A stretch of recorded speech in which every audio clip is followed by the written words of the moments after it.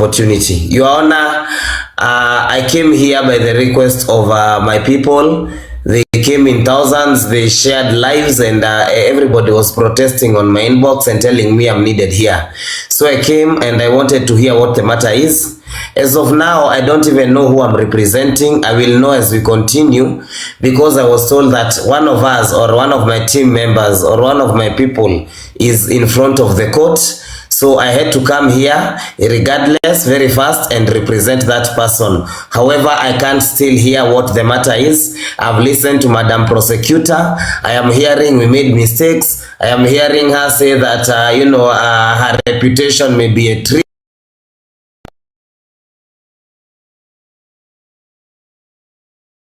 Hello guys, it's your girl Patience Status. Welcome and welcome back to my YouTube channel. If it's your first time here, make sure you hit the subscription box and put on the notification bell so that you don't forget any time I post a new video. Remember, I'm the queen of online gossip. So welcome to today's video. Don't forget to give it a like and leave a comment on the comment section.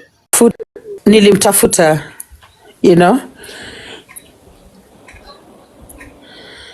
So ask me, let me know how I can talk to her. Kama naweza hata kuja juu. Okay? Yeah, I'm willing to listen to her. I'm willing to listen to Sue and to help. Sawa. Yeah. Okay, so let me okay. All right. So guys, I am still hoping, Amy, welcome darling. I'm still hoping someone here can find me Carol Wasiama. Okay? It is important, user. Carol Wasiama. That's the person I need here now. Tafadhali. Meanwhile, tufanye kupower tap till 100k. Carol Wasiama. We need to begin our session. This is the first hearing. That is the first case yenye tunasikiza, tunatoa kwa njia, and then we resume our normal hearing. Okay? If she cannot come to court now, yako offline, mtu yoyote mwenye ako na namba yake kwa ground. Mtu mwenye ako na namba yake kwa ground ndio tunatafuta. Okay? Wanja ako na namba yake? Cause Wanja naye tunaongea kwa WhatsApp. Hebu nitafute Wanja. Do you guys think Wanja has a number? Wanja niko naye kwa WhatsApp. Let me call Wanja. Call Gloria. Gloria sina namba yake. But now, how do you think Wanja really knows her? Mko sure? Oh, Githaiga naweza mjua. Yeah, you're right. Githaiga may know her. Okay, Githaiga. Wacha niongeleshe Githaiga. Okay, wacha sijui kama atakuwa online. Let me call Githaiga, guys. Thank you.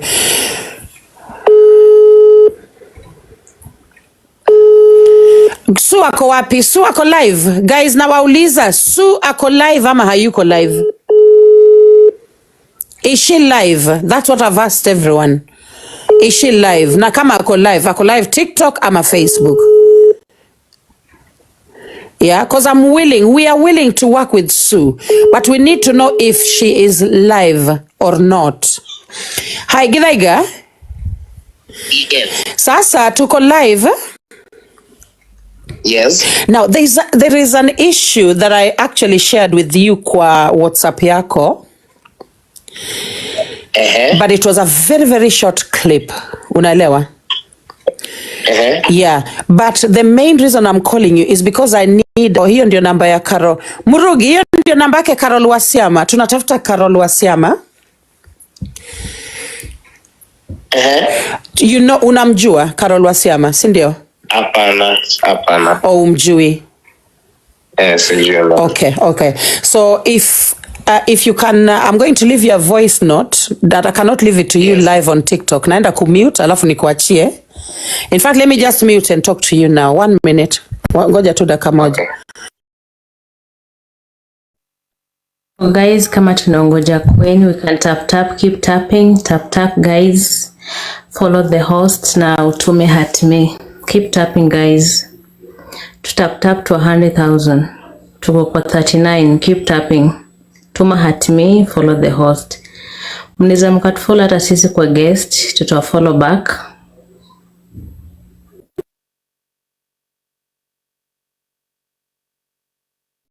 Thank you, Pauline.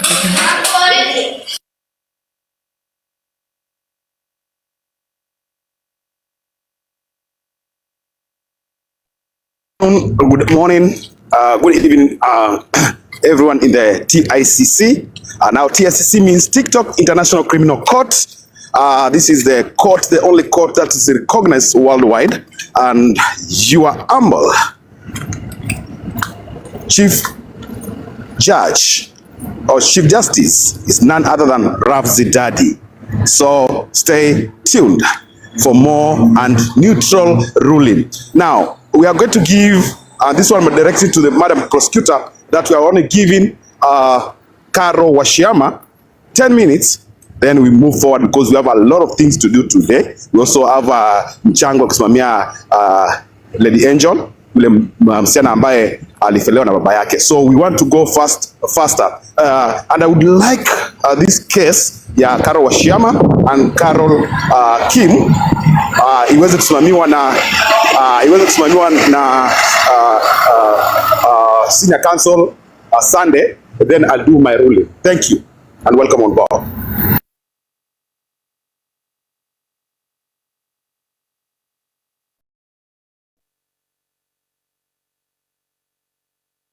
Keep tapping guys, tap tuko kwa 44. Keep tapping, send at me, follow the host. You can follow the guest too, tutafollow back. Keep tapping. Tap tap tap tap tap tap tap tap tap tap.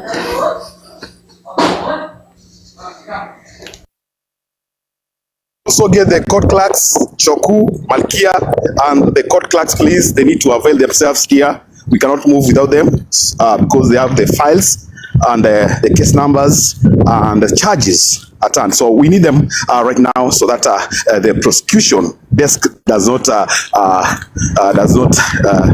do unnecessary things or does not potosha watu. So we need the court clerks here, please. Thank you. Let me go and call them. I know where they are.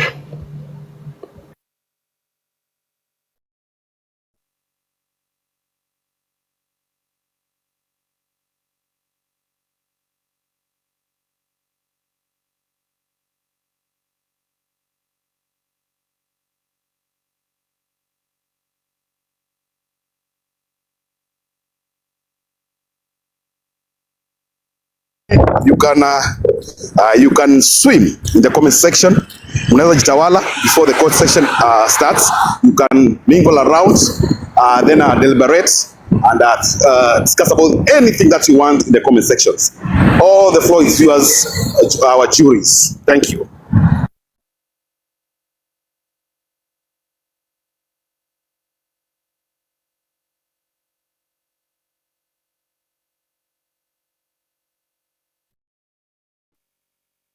We're still waiting for the court to start, guys. Like I said, let us tap into 100,000.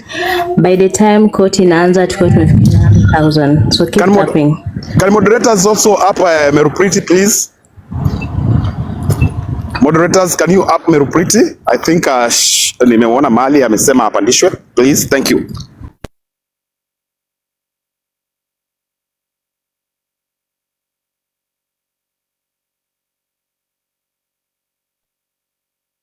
Unaweza pandisha Merupriti kama kuna mtu kwa guest na uko na full powers, unaweza mpandisha.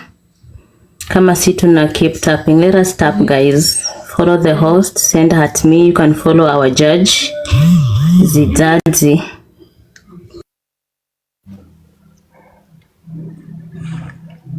Thank you, Judge. I'll mute. And you said that in the meantime, court is not in session, so I can say something. Is that okay if I said something? Ni sawa?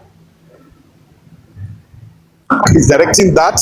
Pauline is directing that. So I'm not in any capacity to give you any permission. So right now, our court clerk, Pauline, is taking over everything. So thank you. You can say something. Platform is yours. Thank you. Me as a friend of the court, nawapenda sana, and I just want to make a humble request that at 1 p.m. our time, I know you guys are for court session, but we have a Kenyan ambayo that need our help, na itakuwa kwa platform yangu. Ni Mkenya ambayo ni mnyonge, ni Team Tapa, ni yule Mkenya hajulikani. Okay, sorry. Na sasa mnanisikia? Can you hear me? So we can hear you. Yes, kabla koti ianze, nyinyi wa Kenya wote 1.3 ambao mko kwa hii koti, I'm humbly asking you, tuko na kesi ambayo ni Mkenya mwenzetu ambaye alipoteza babake na ameshindwa kulipa bili ya kupata burial permit ndio aende akamzike, and I know you guys have come through for a lot of people, Kenyans ambao mmewasaidia, but huyu ni moja wetu, ni nyinyi hapa Team Tapa. Ni nyinyi ambao hamjulikani, ndio moja wetu huyo. So please, I humbly request you at 1 p.m, hata ikiendelea kama mko na session yenu, we stand with a vulnerable Kenyan ambaye hajulikani. Ndio tukuje tumsaidie azike babake. Team Tapas na wapenda, na sasa tunafaitia haki ya wanyonge. Na if judge humbly request, if Karangu comes here, hata yeye mwenyewe mwambie nimemuinvite. I know he does a lot of charity work, akuje ani help kusaidia Mkenya ambaye hajulikani. Thank you very much. I mute and I drop. Ndio niende platform zingine nikiambia Wakenya wakuje watusaidie. Asanteni.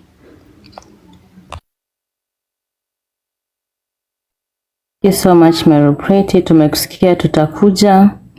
Guys, keep tapping. Tunafaa tufikisha 100,000 by the time court inaanza, tukuwe na 100,000 na follow the host, send at me. Yeah, let us keep tapping guys, tukongoja court ianze.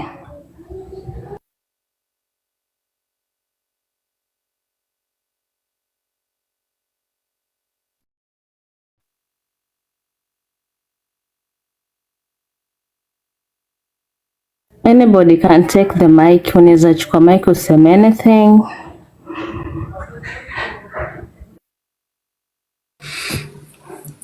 Hello everybody. Sijui kama mnaweza mkanisikia. Can you hear me?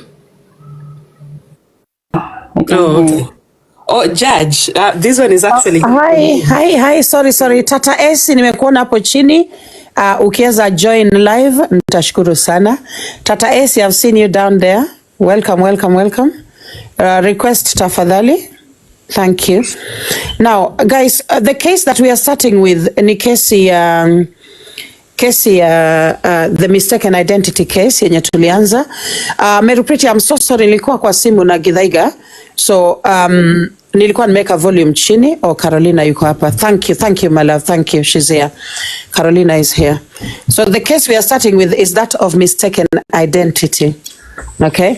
So this lady right here is Carol Kim. Hello, darling. Hi, Carolina. Hi. Welcome to TikTok High Court. I know this is your very first appearance in this court. Yes. Karibu sana. Simu yako iko charged vizuri? Uko na charge sasa? Iko 15% na niko kwa barabara. Okay, kwa hivyo inaweza zima anytime. How far are you from home? Uko mbali na home aje? How long? Niko mbali kidogo. Okay. Sana. Yeah. Maybe another hour or so? Ama? Or less. Less than an hour.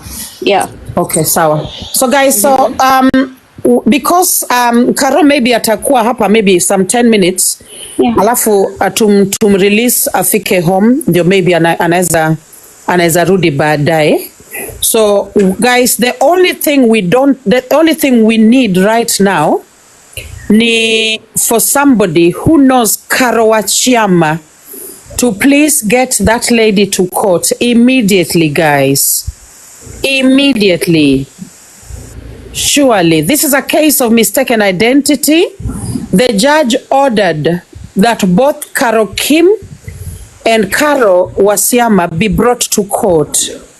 I have done my part as the prosecutor, and I have managed to get Carol Kim. You know, Carol Kim, she's here. Yeye ndio yuko na hiyo account ya Carolina. So she's here, that is her account. No, hana charger. Na matusi comment section sitakubali. Nikiona matusi, nikiona mingi, sijaona hata moja, thank God. If I see even a few, I will close the comments. Kwa hivyo let us behave 100%, tuwe watu wazuri, wadau. At the end of the day, we are still one family as Kenyans. Lazima sasa tutapendana, hata kama hatupendani hivyo, lazima tutaheshimiana. Okay, so I'm asking again, does anyone know Carol Wasiama? Tafadhali, the lady mwenye alikuja hapa juzi aka complain ya kwamba TikTokers wanamtusi sana kwa sababu wanadhani yeye ni Carol Kim. Tulisikiza hiyo kesi yake. Mkwanza alikuwa ameenda kwa Tata AC. Tata AC, sijui kama unaweza kufungua mic uongee juu ya huyo msichana. Alikuja, akisha kuja kwako ndio sasa alikuja huku koti yetu. Huku kwetu tulimsikiza. We had a full hearing for her and the judge was here. It was a full case. Ebu ongea kidogo Tata. Ongea. Good evening Your Honor, na wale watu wote mko hapa juu, DCI, CBJ, Carol, Raf, wote wenye mko hapa ID. Hamjabu jioni. Hata sisi tuko poa na yeah. Carol Wasiama aliweza kujoin live yangu juzi na akakuja akatuambia kuna hii video, I think kuna video Carol Wasiama alitengeneza ili provoke wa Kenya sana. Yes. Na I think ni vizuri watu kujuanga wakati wa kufanya kitu na kukosa kufanya kitu. So ile video ilikuwa inaleta matusi ni yenye alikuwa amefanya, watu wakafikiria ni yeye Carol Kim, wakaanza kumtukana, but akakuja kwetu na tulikuwa we don't have a lot of time. I think I rule on this case. I think since Carol Wasiama is at work or she's not in a position to come to this court for clarification. Now that we know she's not the one, I think I have to rule this, that the mistaken identity is no more. So we have two Carols, Carol Kim and Carol Wasiama. So that is done. That's my ruling, and the case closed from now henceforth. So can we go back to the main case now? Thank you very much. Thank you, Your Honor. Thank you so much. Now, Carol Kim, are you there? Are you there? Yes. Thank you. Now, I know that Carol Wasiama was receiving a lot of abuse, right? How is it for you? Wewe mwenyewe, how is it for you on social media? Haiko poa. Haiko poa. Unatusiwa sana? Yes. Okay. So maybe before you drop, you can tell us, some of the things unaambiwa, and then the court can actually also consider helping with that. Unajua for once, niliambiwa nilitusi Triza. But deep down, she knows I have never insulted her in one way or the other. We have never even engaged. Mimi hata sijui kama najua vile mi huongea. Na hiyo imeleta a very bad image on my side. Yeah. Because now everyone think niliwahi mtukana. Yeah. Yeah. Okay. Na unasema hujawahi mtukana popote? I've never. Okay. Yeah. All right. Okay. Your Honor, I don't know if there is any. So do you mean that is what is causing people to come on your videos, on your platform, hata kwa inbox yako? Yeah. That is, hiyo ndio ina cause hiyo? Yeah. Okay. All right. Your Honor, I don't know if you can say something before Carol drops. Amesimama tu kando ya barabara, imagine. Yeah. That she can drop and then tuendelee na programming yetu ya leo. that is Carol Wasiama, right? No, this one is now Carol Kim. This is Carol Kim, Muraya'S wife, right? Muraya'S wife. This is Mrs. Muraya. Okay, so what kesi yake na Carol Wasiama, I think imeisha. The trollings there, I think it's null and void, because now we know they are two different people, right? Yeah. So what I would ask them is that because they don't have any beef, they should go privately and make peace on their own. I believe we are all human beings. Yeah. Then they can sort it out. Otherwise, if there's any complaint, they can bring it to the House of Commons, or they can bring it to the Court of Commons, and we can proceed on that case. Thank you, Madam Prosecutor. Okay, thank you so much. Thank you. How about the case of public shame, that ongoing shaming that she's going through, the trolling and abuse that she's going through, Your Honor? Another submission, separate submission, and we'll handle that too. I want a prosecutor through the desk, your desk, that is prosecution desk, and the court clerks. Then we can preside over on those matters. Thank you. Okay, thank you so much. Thank you, Your Honor. Thank you. All right, so Caro, I think mimi wacha nikwambie kama Lady J, personally as Lady J, I know that as a court we have to be fair and just. Hiyo ni number one. Therefore, anything we do in court, you know, lazima ifavor kila mtu, unaelewa? Sure. And justice has to be served. Okay? So, I know that you are facing a lot of abuse and a lot of trolling. Yeah. You do not deserve that at all. I'm going to tell you that from my heart. That is me from my heart. Okay? Yeah. And that does not mean that I am not in support of Triza at all. No. Okay. You understand? Yeah. That simply means that I love justice. I like when people are treated rightly. Okay? And people are treated with care. At the end of the day, lazima tufikirie the well-being of each and every person. Sure. Okay? Yeah. So I'm really sorry that you're being trolled severely. And you are very, you've shown courage. Hata we kukuja hapa kotini leo, is such courage that you have shown. And I hope things get better for you. Okay. And all in all, I hope we get some kind of solution in this matter. I would love that. I hope so. Yes. How do you feel about, I mean, are you, okay. Guys, Your Honor, is it okay if I ask some personal questions? Is that okay before she goes? Yeah, even us, we have questions for her. You have questions? I don't think she'll be... Yes, Madam Prosecutor, yes, I was actually thinking that now that we have Carol Kim here, we can allow the senior counsels also to grill her a little bit. And again, members of public, the juries can also have one-on-one with Carol Kim. So yes, submission sustained, or I'm giving you go ahead on that. Please go ahead. Okay, can we do that, Your Honor? Can we do that when she's reached the house? Akishafika nyumbani. Kwa sababu sasa kwa barabara. Sure, no problem. Yeah, na simu yake inaenda off. Okay, sure, no problem. So she will come back. I'm very sure she'll come back. Okay. So tumwacha afike home. I don't think she minds. Karo, I'm sure you don't mind. Hapa uko safe. Usiwe na wasiwasi. Karo, unaelewa? Okay. Yeah, on this platform you're 100% safe. Just the same way Triza is safe 100% on this platform. Unaelewa? Yeah. Kwa hivyo usiwe na wasiwasi, usidhani mtu atakuja hapa kutusi ya kudhalilisha, hakuna kitu kama hiyo hapa. Okay?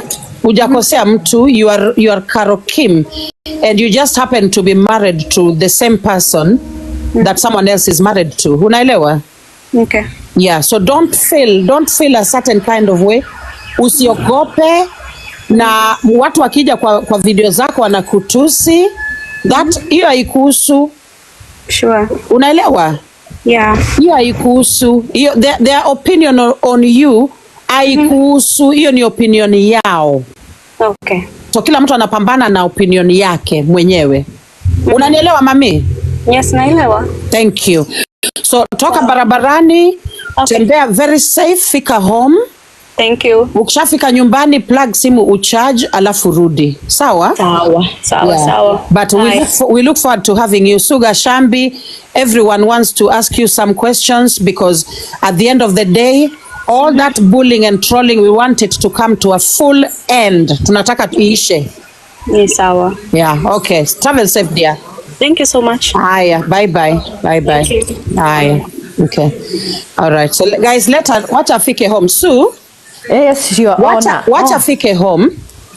Yes. Yeah, but I hear you are looking for me. Yes, I was looking for you because of there's a lady kwa guest yako anaitwa Zippy. I wish she can express for on she can do it for herself. Let me bring her up. Zippy. Okay, 1 minute. Okay, Zippy. Anamtafuta hapa kwa guest. Guest ni kama imejaa. Okay. Anajiita Zippy. Okay, the all right. cleaner. Something the Zippy cleaner. the cleaner. Okay. Yeah. All right. So I'm just going through the guest. Okay. So Chocolate City, can you bring Zippy the cleaner up, please? Can you bring Zippy the cleaner up? Because I don't seem to be able to find her. I think the guest is I can't find her. Mwambia comment. Ni kama moderators remove people from the guest. Guest imejaa. So hakuna venye anaweza request. Zippy, if you are here. Ama ni Zippy babe. Sio Zippy babe. She's here. I just talked to her. Ndio huyo nimemleta Zippy babe. Nimeleta mwingine anajiita Zippy babe. Sijui kama ni yeye.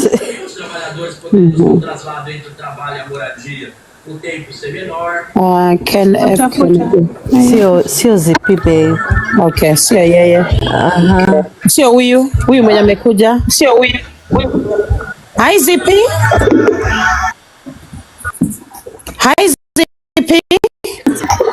Anajiita Zippy wa dry cleaner. Zippy wa dry cleaner. Sasa huyu Zippy pia amesikia Zippy anaitwa, yeye pia amejileta. Amesikia Zippy anaitwa. Nini Zippy, wacha niende. Hello. I'm telling you, kupanda hapa kwa koti haikwangi rahisi. So Queen, unaweza nisaidia kumwambia type. Yeah, can you comment your ndio huyo nani moderator mwingine amemwaccept Zippy 74 huyu ama? Ni huyu kweli. Zippy siongee. If it's her she'll talk. Okay. Wacha utuone kama ni huyu. Bado ana nini? Bado ana set. Bado account na nini? Queen, najua watu wangu wa jury vile wanakuaga, mtu atachangisha jina sasa hivi ajiteva aje tusumbua hapa hivi. Please jury, msifanye hivyo. I know. All right. So guys, okay. So wacheni niwaambie, and I've seen Wanja. I don't know if you can come up for a short time. I'm sorry to bother you. I just wanted to have some, what you call tete-a-tete, you know. Wanja ameshuka. Zippy amefika Queen. Okay, no worries. But there's someone I'm looking for. Wanja, if someone can share the live with Wanja, and a few other people who are wenye walikuwa kwa hii guest juicy. Wanja, they just some conversation I want to have with them. I've got a long list of people wenye nataka niwapigie masimu, but I wanted to talk to this group that we were with juicy. Ili nini. So if you guys can share the live with a few people, Esther Busham, Wanja, Karari, all these people who are here that day, akintashukuru sana. Moderators, if you can do that. And Priscilla Waimani nimekuona hapo, tafadhali Waimani usitoke. Katu hapo chini, nikikuhitaji nitakuleta juu. Okay. Zippy yuko hapo. This is the one. Yeah, that's the one. Okay. Yes. All right. So I'll put her up, and I'll also put Suga Shambi up. Yeah. Thank you, gifters. Bazu, thank you so much. Thank you. Mweke tu kwa big screen. It's okay. Yeah. Okay. Yeah. All right. Queen, unaweza niruhusu nifanye kitu moja alafu nishuke? Niachie Yeah. to please my prosecutor. Okay. Okay, first of all, juries tunawapenda. Kenye nataka mzingatie comment section, hakuna kutukanana. Kazi ni kutap na kutype na kusalimiana na kuuliza question, na sure kama hauja follow guest, make sure kama hauja follow host, mfollow @me the host. Gifts are fun. Unaweza patia our lawyers hapa hivi, our counsels. Yeah, nateremka chini, twende nalo guys. Na hata watu wenye wako kwa guest, please tap tusihang. Yeah. Na kama uko kwa guest bahati mbaya unaweza jitoa tafadhali. Thank you so much. So you're on. Truth Watchdog, welcome. Yes, thank you so much. I am a personal lawyer tonight. Yes. For one Haro. Okay. So whom are you lawyer to? She's compiling herself together. She gets home, Carol Kim. Oh, excellent. So you're Carol Kim's lawyer? Yes, I'll be acting. Oh, thank you so much. Thank you. I'm so grateful for that. Do you know why to go? I'm going to make this confession right now before the judge hears this case before the court. Okay. That there were a lot of errors with the last hearing. Okay. And as a court, it is only fair that those errors are fixed. Yes. Yes, because we believe in justice, and there is no justice. I think someone has a phone. Whose telly is on? Someone's telly is on. I think it could be Sugar Shambi's telly. Let me just mute it. Don't worry. So, guys, the thing about justice is, without truth, there is no justice. Okay? If you base your judgment upon half truths, okay, sisemi uongo, half truth, ukweli yenye ni nusu, okay, then there is no justice there. Hakuna justice. And as a court of law, we cannot sleep at night knowing, Johnny, welcome, knowing that there is somewhere that we went wrong. Okay? Alafu tukae tu hapo na tunaendelea tu na maisha like everything is normal. We cannot do that, guys. So today we are going to, I think after the judge has had the first hearing for ZP wa dry cleaner, tutajiregesha huko nyuma, turudi nyuma, tuanze kufix sehemu za our hearings tunaona hazikuenda sawa, and to deliver justice. Madam Prosecutor, can I have a mic a little bit? Oh, you. Yes. So in short, what is happening in this court, the submission that I just received, or the prosecution received, is that Karangu Muraya has appealed to this TICC, TikTok International Criminal Court, that he needs also to be heard because a lot of lies were being said. Now he's gonna come here and tell us what is truth, and where did the other case, the complainants, Triza and all that, lied. So that's what I think, but the prosecutor is trying to explain. Go on. Okay, Your Honor. Okay, thank you, Your Honor. But I'm going to be honest, and I will always only speak the truth. I will always speak only the truth. Carol Kim did not want to come to this court, okay, because she is worried about the amount of trolling that she's receiving on social media. She has admitted to me that she has not even gone to her Facebook account for quite a while. That tells you that there is a section of this entire story that was not executed properly. So, because if you look back, if we ask ourselves as a jury or as a court, within the context of African philosophy and African sociology, where is the mistake of this woman? Where did she go wrong? So those are the questions as a court I wish for us to ask, and hopefully we will answer them together and make sure. Githaiga is here, guys. Those asking for Githaiga, I called him and I made sure he was here in court right from the word go. And Githaiga Samuel is here right now. Ako pale chini. At some point atapanda. Kwa hivyo watu wa Githaiga comment section, I'm going to tell you that he is here. Mrelax tafadhali, fanyeni power tapping instead of kunini kuandika.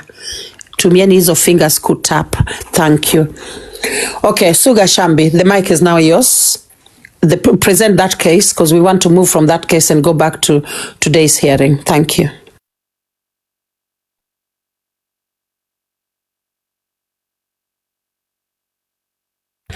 Suga Shambi.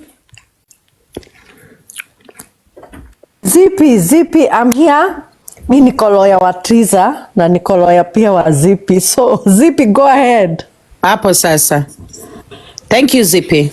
Chukua mic. Bali zenu nyinyi wote. Salama. Mi just want to mahali naweza kuongea kwenye zitaweza mtaniruhusu. Hakuna shida mami. Unaweza kufungua kamera ama ukoje? Kwa mahali kwa job. Sijafika home. Okay, sawa. Basi chukua mic uongee. And I think this is my first time mimi kuongea live ama kuongea wazi. So it is not easy for me. So I hope you can understand also. Tutaku understand. Take your time, dear. Take your time. But kuna story imekuwa ikitrol leo like let me say 4 days ago. Na naweza sema up to there. Naweza sema tu niko kwa trouble somehow. I will explain my story kidogo tu, story yenye inaendelea sai. And nivyo unajipatanga kwa relationship na mtu, not a relationship, to me nasemaga it was a marriage. Umeoana na mtu, mnakaa pamoja. Na tukakaa kwa doa miaka 2. But kama kawaida tu vile doa hakuwa ikakataa. Na tukimeet with my ex, nilikuwa na vitu zangu I personally. Nilikuwa na watoto wangu tu kwa Nairobi na nilikuwa na kazi zangu. Na vile tu naendanga unaloa na mtu unakuwa confused. Mimi nikakuwa confused na nikampenda, hata si kukaa na mtu ni kupenda mtu. Kakaa na yeye for long, nikaintroduce wa kwao. Yes. Cause wanamjua, watoto wangu wanamjua. Yes. Na watu na mimi sana wanamjua. Lakini sikuiweka wazi sana. Kwa maana mahali alikuwa ametoka kulikuwa na divorce inaendelea. So yeye mwenyewe akaniambia nisiweke hiyo mambo wazi na mimi nika respect mpaka divorce yake iishe. Yeah. On time, I think the moment to the divorce iliisha. Ndio na yeye akaniambia that we cannot continue staying together. Yes.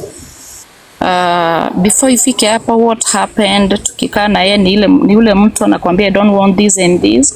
Yeah. And because mimi nimeolewa, bila naambiwa tu nasikia. Yeah. Lazima nitii bwana mwenye niko na yeye. So nilikuwa na akiniambia hivi hivyo ndivyo nilikuwa nakosa kufanya. Yes. After kukaka tukafika mahali, yani ile kitu ilileta hii shida yote maybe natokea saa hii. Na ninaongea hivi kwa maana ni mambo mingi sana inaenda social media, mambo yenye sijawahi jipata kwayo na somehow is affecting me also, but imetokea already. Iko ukisema social media iko TikTok ama Facebook? Facebook. Okay. So mimi time yenye tulikaa tu na yeye sana, ndio sasa hii mambo yenye imefika saa hii kuja kufika hapa, aliniambia kama naweza achana na job nikaange kwa nyumba, job zenye nafanya hakuna kitu zinaleta. So mimi nikamwambia sijazoea hivyo, na kwa maana ulinipata nikifanya tu job zangu, that's why siwezi achana na job. Mimi nilikuwa nafikiria it is a joke, but kulikuwa na a lot of confusion between me and him when you try to give your opinion, when you try to advise on anything, when you try to express yourself. Hizo ni vitu zilikuanga zimeenda, and every time tukikosa na the fight inakuanga ya silent treatment, yenye ilikuwa tortured too much to me. Ndio nisielezee more yenye iliendea kwa katikati. Wakati nilimwambia mimi siwezi achana na job, akarudi kawaida US vile alikuwa amezoea. But on that time akakuja akaninyamazia. I tried kumfikia na text, kumpigia simu, he is not responding, he is not talking. Na watu wenye wanajua, by then I was almost sick, depression juu ya hiyo. And one day nikamwambia I think I cannot continue staying this way. Uniongeleshi, uniambie nimekufanyia nini. Yeye akaanza tu kusema I cannot stay with someone mwenye tu ananielia kama mtoto. That's how he respond.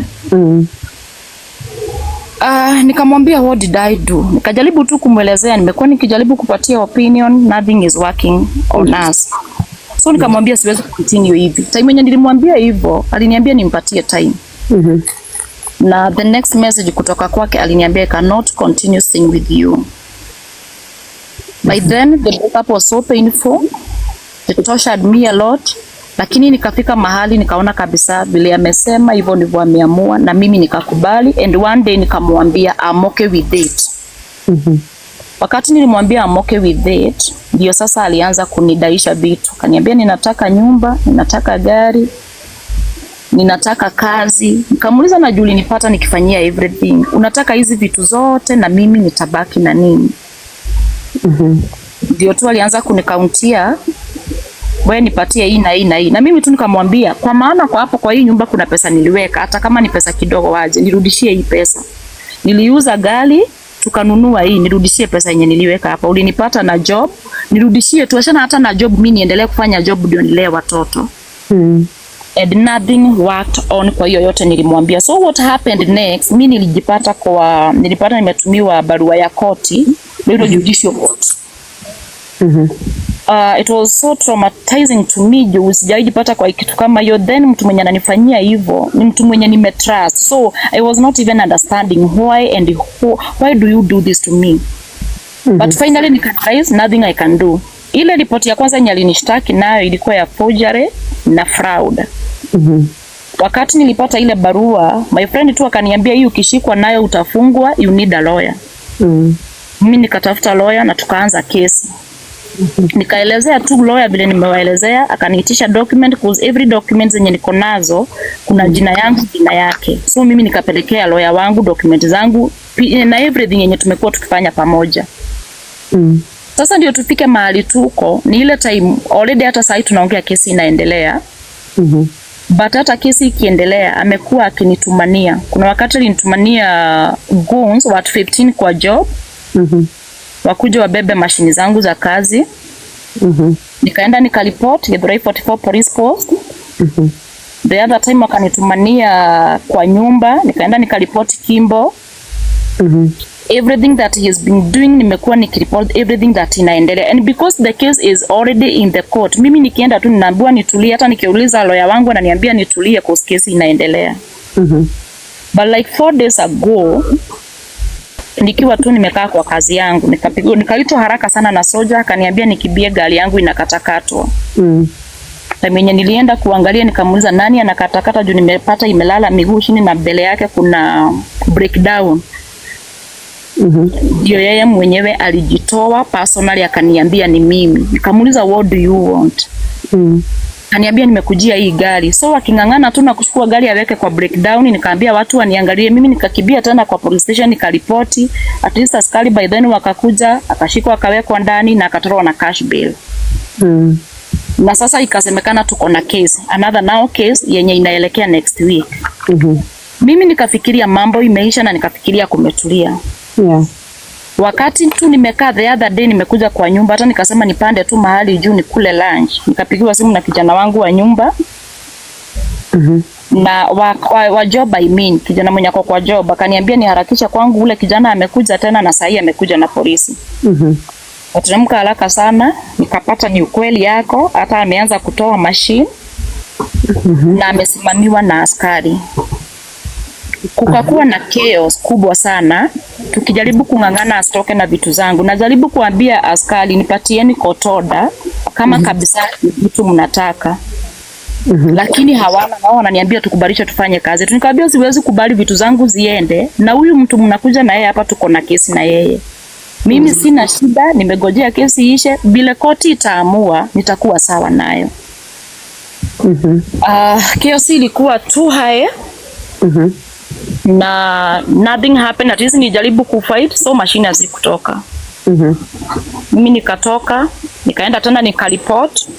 Cause by then hiyo type makazi ikiendelea, nikapigia polisi wa 44 tena nikamwambia ule mtu tena amerudi kwa zipi. Machine zilikuwa za nini? Za dry cleaning? Za dry cleaning, yeah. Endelea. Nikaita polisi wenye walikuwa wamenisaidia last time wa 44. Wakakuja na wakaharakisha, at least inspector akakuja akapigia OCS wa Kasarani na akamuelezea hii kesi ya huyu mtu bado niko nayo. At least sasa hiyo commotion ikaisha. Mimi nikasema niende nikaripoti Kasarani kwa maana amekuja na polisi wa Kasarani. But finally sikupata usaidizi vile mtu anasemanga amepata usaidizi. Nikapigia my lawyer. Nikamuelezea vile kumeenda, akatupata huko. Na sasa ikasemekana tuko na kesi. The problem with me as we are speaking ni ya kwamba akitoka hapa alisema niende juu, niende kwa mlima ama niende wapi. He is still coming for me. Yeah, and that is where I am. To next deal to a normal person mtu anakuanga naye unasikia mpaka sometimes kauoga tu hata utaenda aje home. Yeah, kweli. Number 2, juu wewe mwenyewe ndiye umenishtaki. Now my question is this, juu wewe ndiye ulinishtaki, kwa nini unakataa kugojea law imalize kazi yake tuamuliwe na wewe baada ya kukaa ukinisukuma? Nalea watoto wangu, ninajifanyia kazi yangu, kutoka uniambia hatutakuwa pamoja na wewe, sijawahi kusumbua tena, sijawahi kuitisha anything. Mimi nilitosheka na nimekaa nimegojea koti ya mwe. And that is how my situation is up to now. Okay, so allow me, I know the senior counsels watakuuliza maswali. Okay. Lakini nikubalie nikuulize swali moja. Sawa. Ni mwaka gani mlikutana? In fact maswali mawili. Mwaka gani mlikutana? I think it was 2021. 2021. Watoto wako wako how old? Mtoto wangu mkubwa wako form 4. The other one ako class 3. Class 3. So both of them sio watoto wake? No. Okay, sawa. Nilikuwa nataka tu nijue hapo. Sawa. Okay, sawa. Asante. Okay, so Your Honor, the mic. Yes, Madam Prosecutor. Yeah, we need your final word on that, please. Yes, Madam Prosecutor, Senior Counsel, that was a good advice. She's on the ground, and as per TikTok International, what we are going to do is through the office of the prosecution, that is through Lady Jacqueline. She will serve the husband, or the so-called husband, with subpoena. We are gonna subpoena her in to appear in the court on Monday. If she doesn't do that, then we're gonna put him on KPS warrant of arrest. Thank you. Okay, so thank you so much. Thank you, Your Honor. So I don't know kama uko sawa na hiyo. Ni sawa kabisa, na huyu judge ako na makelele nyingi sana. Judge niko kwa ndege. Oh. Yeah, judge ana fly. Judge ni traveler. Na kitu kingine ningetaka kusema, watu wafupi sijui ni nini bana. Utu tufupi tufira ngo. But anyway, thank you so much, Lady Jacqueline, prosecutor, for listening to us, and judge and everybody. Mr. Githaiga, I can see you there. Niwe nilikuwa nimekuita before, na unipatie namba yako kwa sababu mimi sitakuwa na kuita all the time kwa Facebook. Nimechoka na hiyo maneno. Na Lady Jacqueline ni inbox me. Yeah, I'll inbox you my number. Thank you so much for listening. So, na uku respond. Niku inbox kitambo. Sikuona. Najua hata mimi niko busy woman nikiuza hizi mavitu my dear. Yeah, mavitu viko. Mavitu bado viko. Okay. Haya, thank you. Thank you. Tutamnunua. Yona, before she leaves, I beg if the senior counsel Sue can withdraw a statement. Sorry, Sunday. Senior counsel Sunday. Why is the comment section laughing? Amesema watu wafupi. Amesema kuna shida na watu wafupi. So can she kindly wanasheka kwa sababu Sue anauzaga madildo. Isipokuwa senior counsel kasi yake ni kuuza dildo. Ndio wanasheka. Jamani Githaiga, au kufaa kusema. Nilikuwa naona sasa utafanya watu watashangaa. Wafupi wanunue ama walipi? Utafanya watu watashangaa. Kumbe Lady J pia alikuwa anauliza mavitu Lady J koma. Anyway guys, so Senior Counsel Sunday, you can now talk to Sue Gashambi. I think you are telling her something. Exactly. Yeah. I think we have to make her understand that this is a court. This is a court that actually has its own disciplinary committee, and we have things that actually are in order. She just made a very cruel statement to those who are the dwarf, not just dwarf, wale watu wafupi. Acha nitumie Kiswahili. So kindly withdraw that statement and apologize, because tunaona ni kama it's like kind of discrimination. So kindly withdraw that. I'm so sorry kwa watu wenye wako wafupi tufira ngo. Nene pole sana kwa kusema hivyo. Lakini hata kwa koti watu wanachekaga kidogo my dear. Sio kila time tunakuwa very serious. Sometimes kucheka kama tumepita ni vizuri. But anyways, I just want to apologize kwa watu wenye wote wafupi. Yes. Thank you, Sue. Sue is a guy. Sue wanga mzuri sana. Yeah, ana shida ku apologize. Unaona ameambiwa apologize na ndio huyo. Asha apologize. Yeah. So, yeah. Lakini senior counsels. Yes. I wanted to tell Sue that she's an amazing person. Yeah. Now, we don't allow compliments in the court. We don't allow compliments in the courts. We don't allow compliments in the court, please. Thank you. All right, Raphael. Thank you. Thank you, Sue. Thank you for apologizing. So now, Zippy, nitakuweka chini kidogo, if that's okay. Sasa utarudi kotini Monday. Sawa? Okay. Yeah, I'll make sure I've contacted the gentleman. Nitaku contact. Make sure unani follow. So I will contact you and then we'll make sure I've got his phone number. I'll talk to him on the phone. All right. And try as much as possible to bring him to court. So thank you so much for being here. We appreciate you. Yeah. So I'm just going to drop you now. Or you can say one last word and then nikushukishe. Ni sawa? Zippy? You there? Yeah. So just one quick last word alafu nikushukishe. Uko sawa? Kwa sawa, nataka kusema ni asante kwa kila mtu. And I just wish that mimi nitapata justice on my side. Nataka kulea watoto wangu because they need me a lot. Thank you.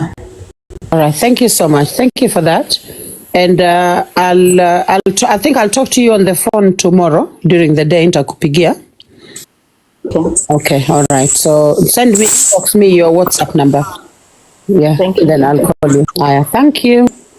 Now, okay. So we'll talk on the phone. Bye-bye. Bye. So, Your Honor, we are now back to the main case that brought us here. Matter is within this particular community, and we really have to be honest about how we handle some cases in this court. I, as Lady J, I do not want a situation where sometime down the line in history, I will be blamed for a miscarriage of justice. I do not want that to touch my image, my reputation, and also my conscience as a person. Okay? So I want a situation where when all is said and done, a family is still protected, and the children within that family still get the benefits of the justice that has been delivered. So that is why I decided, let me do my part, Your Honor. So thank you everyone who is here. I'm going to be pulling more people from the guests and bringing them up. Anyone whom I think is a mature voice, I will be pulling them up and bringing them up. I can see there are some people still messaging me on WhatsApp. Please, if I have not welcomed that message, please kindly avoid sending unsolicited advice on WhatsApp. I've seen someone has already advised me, oh, leo wachana na Karokim. I've seen it. Sijasoma hiyo message. Nimeona tu ikiwa inakuja pale juu. People assume they know what is going on, and therefore they give unsolicited advice. It is rude to give unsolicited advice. So first and foremost, I would like to ask, Your Honor, is it in order for you to ask me to translate something because you did not understand? Probably you don't know whether I did not understand too. So on that matter, Your Honor, I would like to decline because I came a little bit, as I had muted, I was moving in and out, so I did not listen comprehensively to Senior Counsel Koira Wakabiro. But thank you very much for this opportunity. Your Honor, I came here by the request of my people. They came in thousands, they shared lives, and everybody was protesting on my inbox and telling me I'm needed here. So I came and I wanted to hear what the matter is.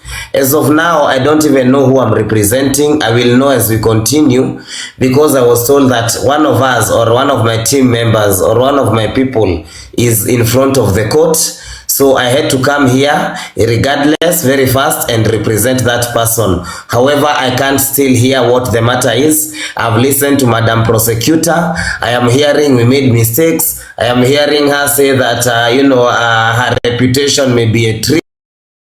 Hearing her say that we might have done mistakes in the past. I am hearing her say that we might need to reconsider, but none of them has the courage of telling us exactly what is the matter. So we are still waiting to be told what is the matter, what did we do wrong, what is the case in the front, ni shida ni gani, kesi ni gani. It's like nobody wants to tell us exactly what is happening. I thought Koira Wakabiro will simplify what is happening, what the problem is, but I still have not gotten the answer. But as we continue, I'm willing to give my advice according to the case as it continues. As of now, sijui kesi ni gani. Thank you very much. Senior Counsel Githaiga, thank you. You did not get anything because you are late. Now I will like to take this opportunity to give Senior Counsel Sue Gashambi to tell us exactly what Koira Wakabiro meant, or what was he saying. Point of interjection. Got his point. Thank you. Point of interjection, Counsel Mori, before you get down there. Judge. Okay, Judge. Thank you for that clarification. You are seeking interpretation or clarity. Kaidre, let that get clear. Is it clarification or clarity? clarity and clarification, both. Yeah, but I didn't speak in if I spoke in our dialect, which is Kikuyu, I think that is when we would seek interpretation on the same, and probably if there was some It's okay, Kuira, nimekusikia unasema unataka Karo Kim atokeleze, unataka Karangu atokeleze, na unataka Triza atokeleze, usikie pande zote tatu, alafu sasa usummarize. Si ndivyo hivyo umesema? Ni vizuri kaso umesema kabisa, kwa sababu wengine tuliwasikia na Karo hajasikika, so thank you so for that matter. Na mimi na advise what our culture vile inafaa. This is court. We are not talking about your cultural things. Let's abide with the laws. Please, Madam Prosecutor, go ahead. Your Honor. Okay, so Your Honor, I'm going to request that the court also considers, because I believe this has happened in many courts before. The court considers, what is acceptable culturally, which is mostly supported also by Kenyan law. For instance, there are many matters surrounding this issue. The matter of polygamy is well accepted and well enshrined within the law. And therefore, I do support Kwira Wakabiru when he says our culture as the people of of Central Province or the Kikuyu. I do think that it is only fair that we consider this, because there is a lot of, I will give my own personal testimony, there is a lot of protection for children when we adhere to some of these cultures. Yeah, because the reason we came back to court is our main worry was for the children in question, Your Honor. So I do hope that you Prosecutor, thank you very much. But again, can we hear again for those who came late? Okay. If you can repeat, yeah. So I will begin, if you allow me time, and thank you, Mr. Githaiga Samuel, for also, coming to court after your especially Kenyan TikTok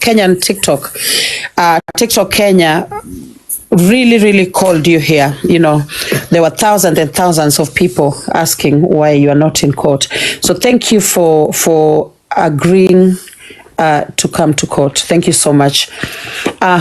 So, Your Honor, so the first issue that there is, Your Honor, is that when Triza wa Muraya left home, the first thing is that she left children behind. So there are children at home, Triza's children. That is the first issue that we have, that of the children. Now, there are other issues that have since come up around this family,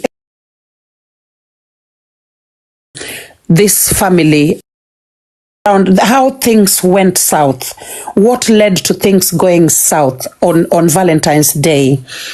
I have done my research. I've spoken with a lady called Purity. I hope you all know Purity. She's someone we used to interact with on Facebook a lot. For people like Suga Shambi, she will know Purity Masharia. So I've had to speak with Purity, and she was able to tell me exactly what happened and how the communication happened until suddenly Triza was found in distress. And so I've had to speak to Purity Masharia. Purity Nduta Masharia. Madam Prosecutor, let me make it clear that Purity Nduta Masharia is one of the Kilimani moms, dads and moms. Thank you. Right from that. Thank you. Yes. So she is one of Purity. May I also make it known that it's Purity Masharia. In this court, we do accept AKAs. the Wamikorogo one, so that people may understand, those who don't. The Mikorogo, Purity wa Mkorogo, that's how she's known. Okay, thank you. So I've spoken with Purity. Purity is someone I've known for a very, very long time, over 10 years. So it was very easy to find her and have a long chat because, we remembered the good old days on Facebook. So she is going to come to court. She's currently putting her baby to bed, and then she will come to court.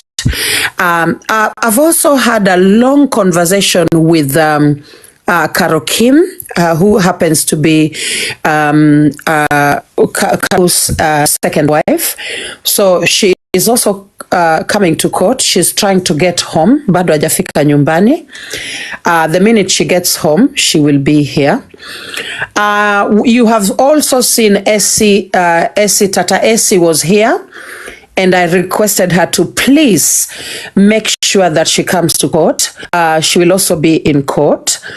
But apart from that, we are hoping that Triza will also maybe get to say one or two today. So what we are trying to do is we are trying to give everybody the chance to still on us to do right by this family, Your Honor. So the first person who is going to be coming to court is Purity Nduta Macharia. Yeah, yule wa kitambo alikuanga anauza chai za slimming. Nimesikia saizi anauza mikorogo. Aya, ni yule Purity wa mikorogo. Aya, Your Honor, I'll give the mic back to any of the senior counsels who want to say one word. I want to see if Purity has put the baby in bed and she can come. Thank you, Your Honor. Did we have Carol Kim settled? Yeah, I'll give her a quick call, but I've spoken to her about 5 minutes ago. Let me give her another call to find out how far she is. Just one more call. Thank you. Go ahead.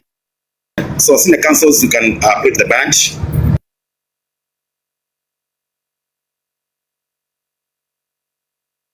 Well, I think now I'm clear on why we are here. I think it is crystal clear that it is the Muraya'S case again. Wow, this is interesting. But for that, I don't know which side or who to stand up for or who to represent. But on this one, definitely I'm representing Triza wa Karangu. So in case she needs my advice, my support, I am here to represent Triza wa Karangu. Thank you. Githaiga Karangu wa Muraya appealed to this TICC, TikTok International Criminal Court, for unfairly being denied justice. So he appealed back. Now we are here to listen from his side and from the from Triza's side. Thank you. Thank you. That's okay. That's okay. We listen to that. Yes. That's okay. So that is now accurate, Your Honor. That's accurate information, and I know that. I'm just about to talk to Purity now, just about now. She's ready for this conversation.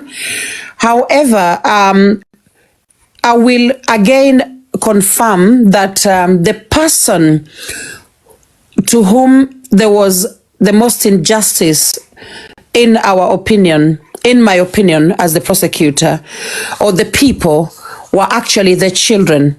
Okay, the children. So this justice is not only for Karangu wa Muraya, but it is for the children. So I'm not trying to kind of manipulate people into sympathizing with those children, but I'm asking the court, when you're making your judgment, to please remember these three young children and their welfare going forward, because of the things we do now may affect their well-being tomorrow. So I ask the court and also those concerned with this case, including friends and also senior counsels who are representing Triza wa Muraya. The court supports Triza wholeheartedly. However, please just remember there are children involved. I will now call Purity Okay, and she will be on the phone. Yeah. Join like good. So Purity is joining the live. Purity is joining the live. Let me bring Purity up, Your Honor. Let me bring Purity up first. Your Honor. Okay. Yeah, okay. Let me bring Purity up first. Thank you. Yeah, so she's here. All right. So, Your Honor, you can now take the mic. Purity is here already. Purity is here. Welcome on board, Purity. So, can you get hold of Karangu or Muraya'S too? If you can make 2-3 calls, please. Thank you, and go ahead. Okay, thank you, Your Honor. Thank you. Now, senior counsels, now,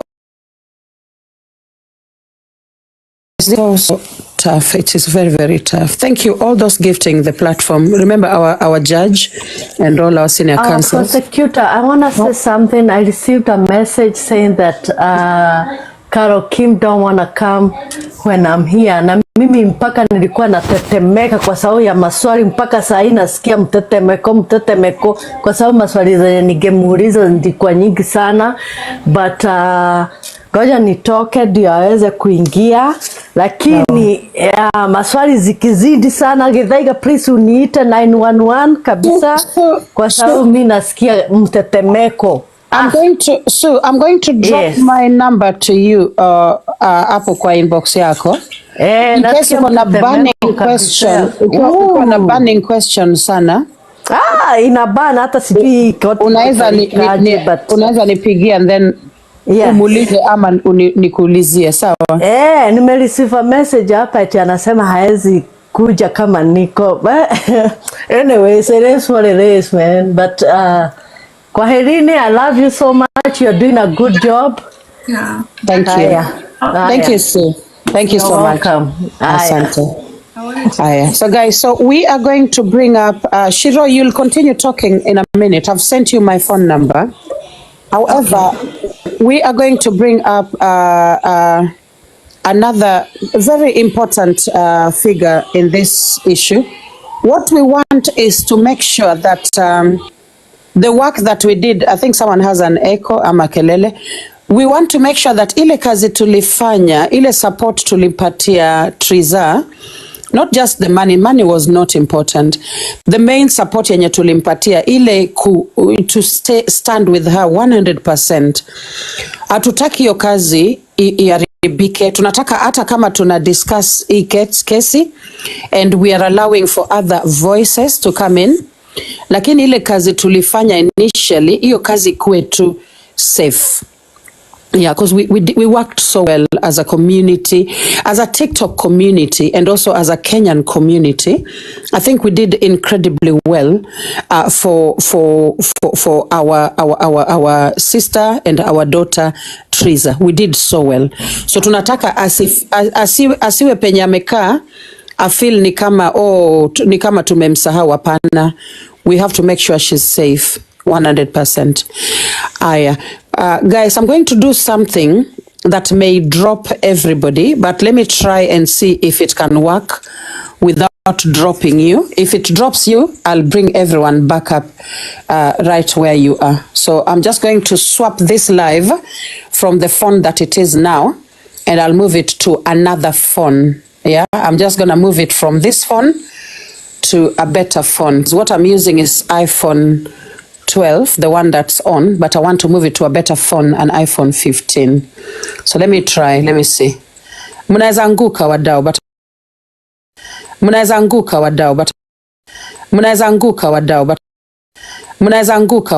I'll kuanguka. That is a good thing. Thank you so much.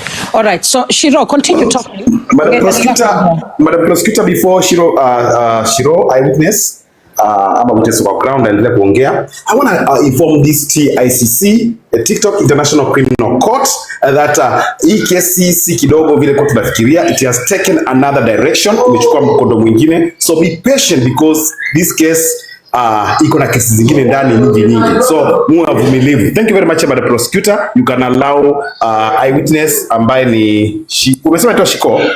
Yeah, Shiko to go ahead. Yeah, please go ahead. Yeah. Shiro, maliza alafu unaweza drop unitumie anything that you've got kwa hiyo WhatsApp, sawa? All right. Thank you so much. Sasa ndio nilikuwa nasema hivi, whatever Triza has been going through, even Karangu himself knows about it. Hawezi ignore. Even Karangu himself knows about it. Triza yo si body yake. You've seen the way that woman has lost so much weight. I used even to tell her, drink milk and avocado because you're going to die in that house. Honestly, this woman, mtu asikuja akasema hapa sijui Triza maua, Triza nini. This thing has started long time ago. It's not about now. Hizo picha zote unaona akipigwa. Triza alikuwa anakuja na niambia, oh, Shiro, leo amekuja tena ni picha, apigwe picha aende. Aonyeshe watu wako pamoja.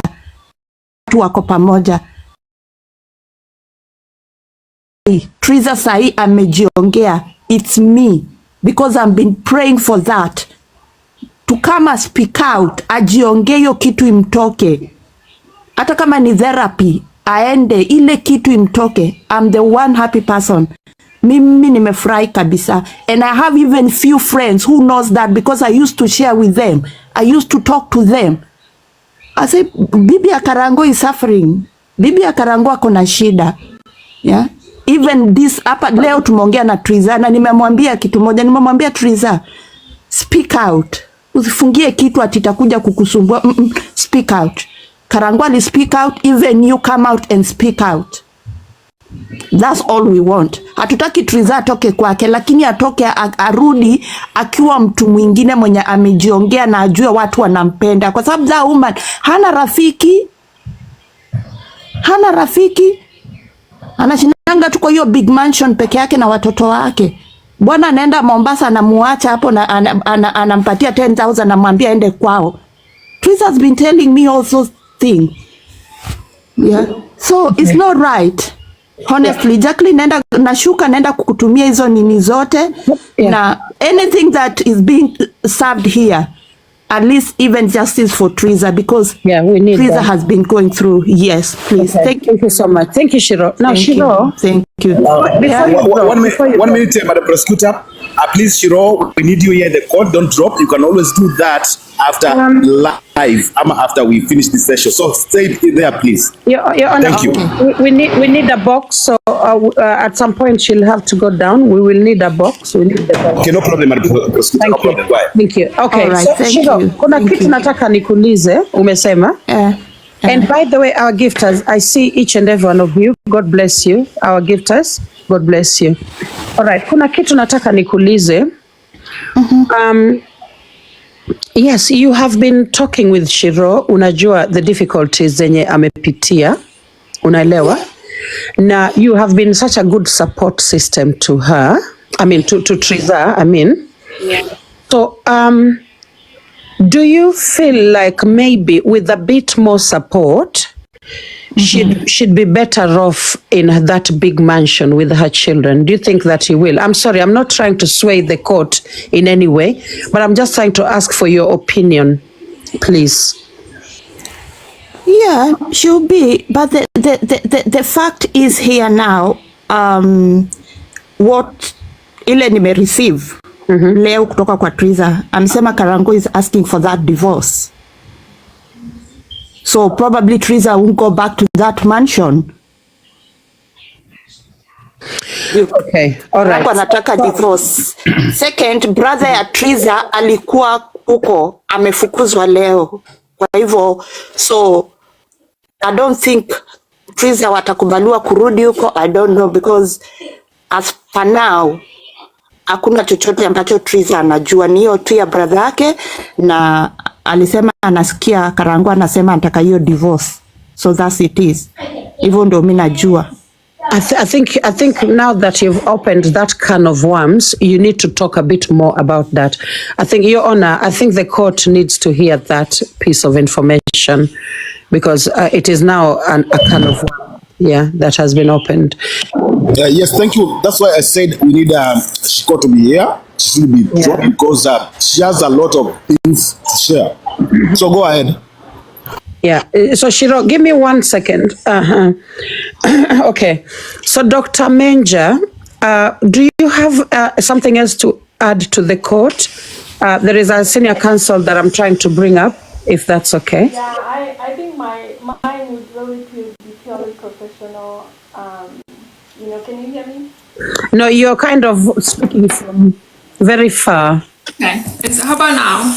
Yeah, that's better now. Thank you. Yeah, I think mine is really purely professional because, even from the beginning, I've been worried about other forms of domestic violence. And we have confirmation that besides the emotional, financial, psychological, there is physical. Madam Scooter, 1 second, please. Right now, we don't need the therapists. We can always do therapists after. Let's bring senior counsels, please. Please. Okay. Thank so you. Dr. Menja, can you come back later on? Later, in the yes. live? Thank you. Is that okay? I'm not doing therapy, but it's okay. I was responding to, it's fine. That's okay, my dear. I think what the court fears is that you may sway the opinion of senior counsels. Do you understand, Dr. Menja? Not at all. I was just going to talk about the flowers and who they triggered, but it's okay. Okay, no worries. Thank you so much. I'll bring you back up later. Yeah. Madam Prosecutor, if you don't mind. Yes, take the mic. I think it is important that you ask for the evidence you are asking for, because this is just but hearsay. So it's important you ask for that evidence to be sent to you so that the court can have evidence of what a lady or senior counsel Sharon Ndegwa is saying. I really approve that. So I think the first thing that we can do is listen to her fully. So that's why we've kind of held her back slightly. Ili aongee amalize, and then after that ndio anaweza drop anitumie hizo evidence. Yeah. So Shiro, chukua mic. Tunataka hiyo the new information that you've just given to the court. I don't think it's right that unaacha hiyo bomb. Alafu the court waambie nimeshaingia, nilikuwa chini. Yeah, I'm inside the court right now. Welcome, Senior Counsel Geoffrey Comedian. You can mute. Welcome, my people. I can mute myself. Thank you. Aya, Shiro, chukua mic, please.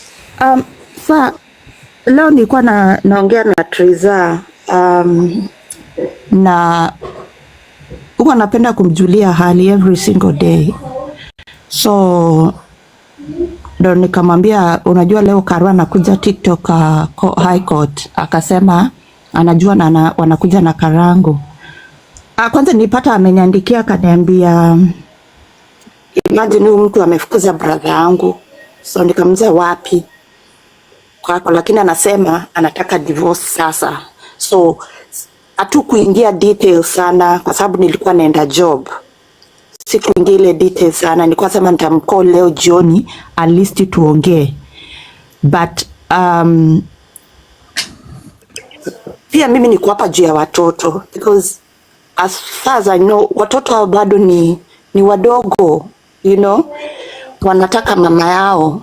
And actually even these kids walikuwa wanaenda huko kwa Karo, akirudi Triza anapiga simu analia, anasema imagine msichana anauliza watoto ati kama kwenu mnakulanga nyama, ndio wape nyama. Triza ananipigia analia. This woman has been crying. Even yesterday I texted nikasema the way you are smiling, mimi ndo nimefurahi sana, because every time Triza calls me she's crying. Yeah. So when I see Triza shining, Triza, I'm really happy. God knows how happy I am, because this woman is 4 years. Every time I call, sometimes she'll block me and block me, block me and block me. But it's because of depression this woman has been going through.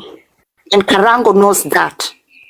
I wish Karangu can come up here, then I'll ask him some question, because I have question for him.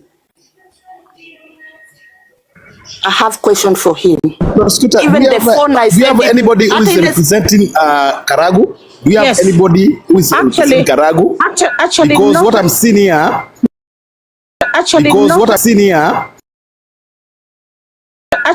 what I'm seeing here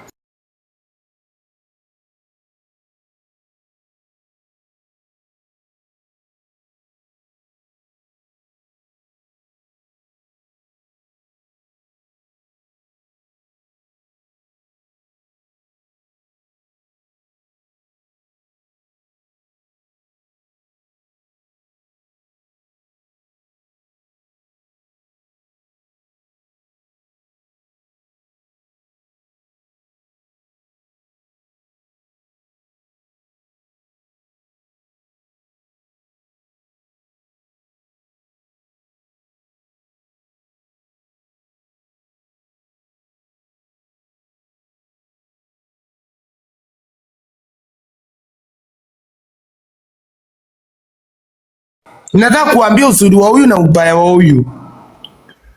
Unajua mnaweza changisha usiku na mchana hapa. Patia watu. Huyu uwezi juu ni baby mama, lazima waongee na baby daddy. Kabla kitu yake itamuuma kinembe asikie kutombwa alafu warudiane. Musifunika ati because watu wameokoka.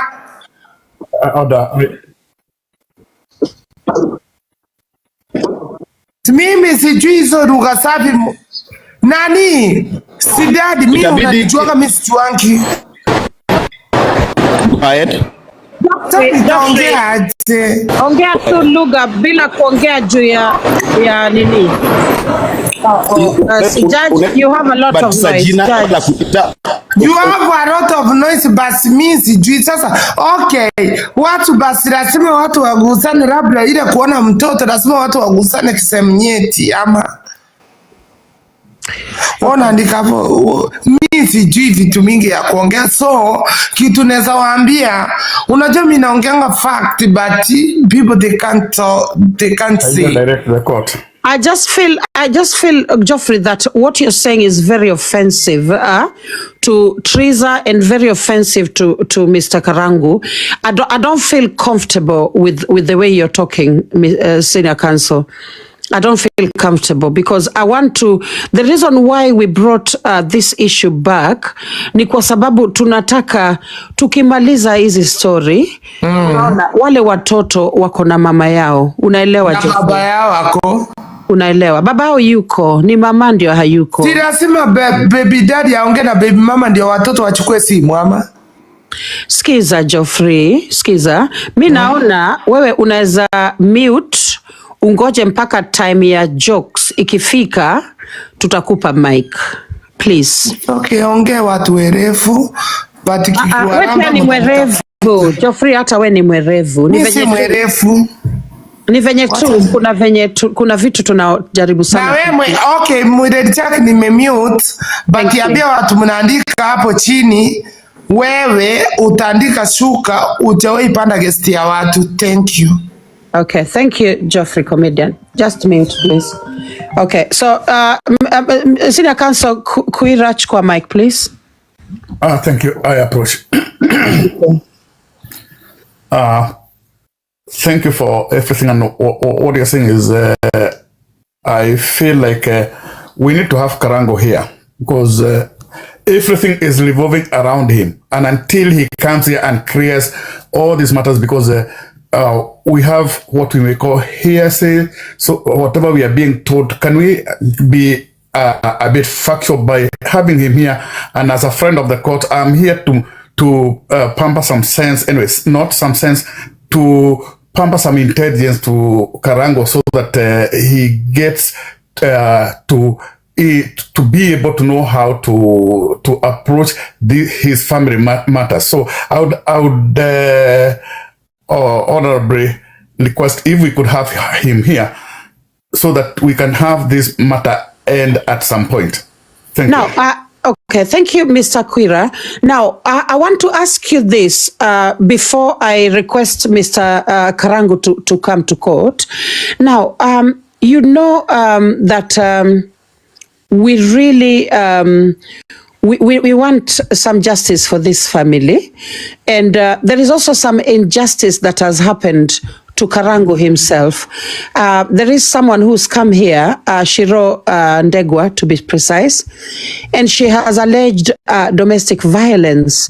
And I think that is again something that Mr. Karangu can actually respond to with the purpose of also, clearing his name. Do you think that maybe we should bring him in first, or should we bring Carol first? Because we wanted to hear from Carol Kim. So I don't know what you think. And also yourself with your position as an elder or a informed advice. Your Honor, with all due respect, Your Honor, 2 days ago, we had a conversation here with Karangu wa Muraya for more than 4 hours. Your Honor, today we were coming here fully aware that you want to hear a side that we did not hear, with the same spirit of all representation and everybody having a right to speak themselves. We expected Carol Muraya will come here today and we listen to her. Thank you. Your Honor, most of these accusations being brought today were answered that time. I don't think it is wise for us to waste the time of the court to taking back the same issues we spoke about, unless they are of need, or maybe things that have come up, like, you know, chasing the brother away, like, you know, things like that. But things we spoke about previously, they are not of importance. It is my request that we listen to the side that hasn't been heard, in the spirit of all sides have the right to speak, all sides have the right to be listened to, and it is only fair if we listen to Carol first, so that even in statements that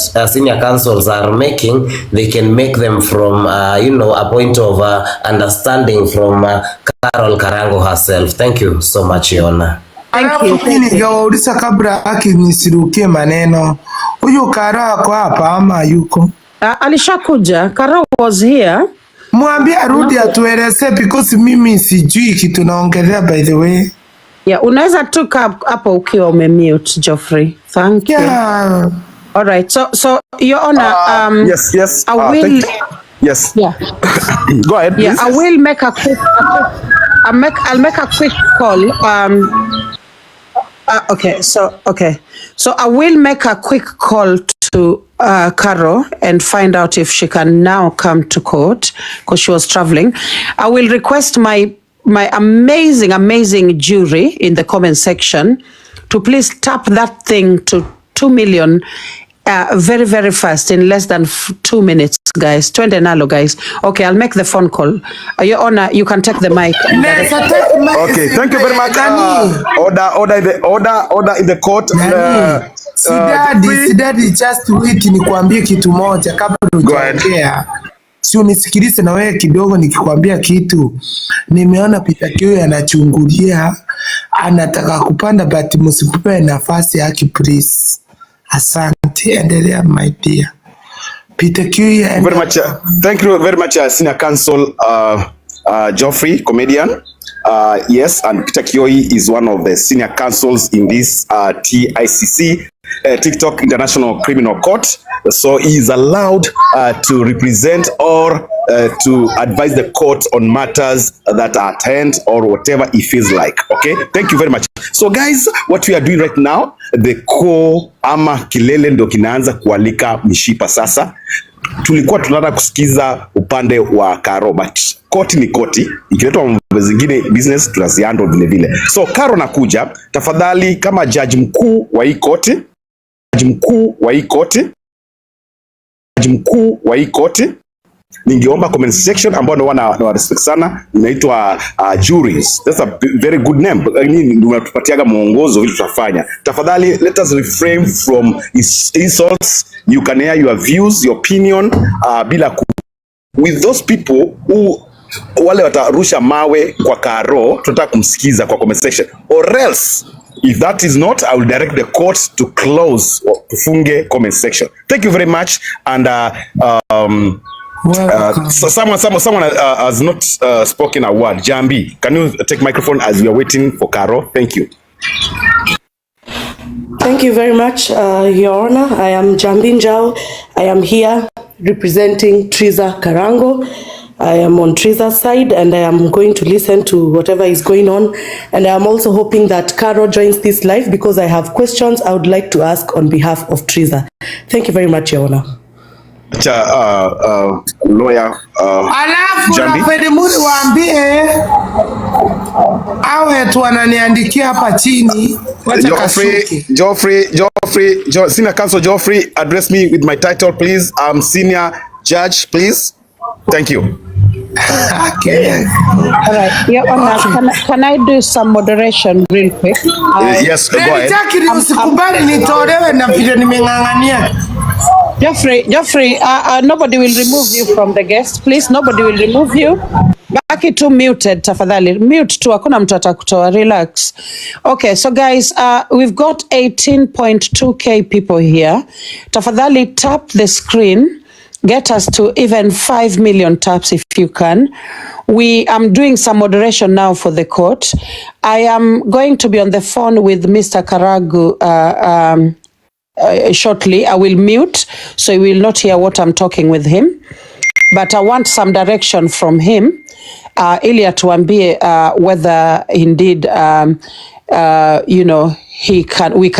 somebody can represent him in court, because as the way that Mr. Githaiga has spoken, we already listened to Mr. Karangu that day for many hours. So the person that I think the court would love to listen to will be Carol wa Muraya.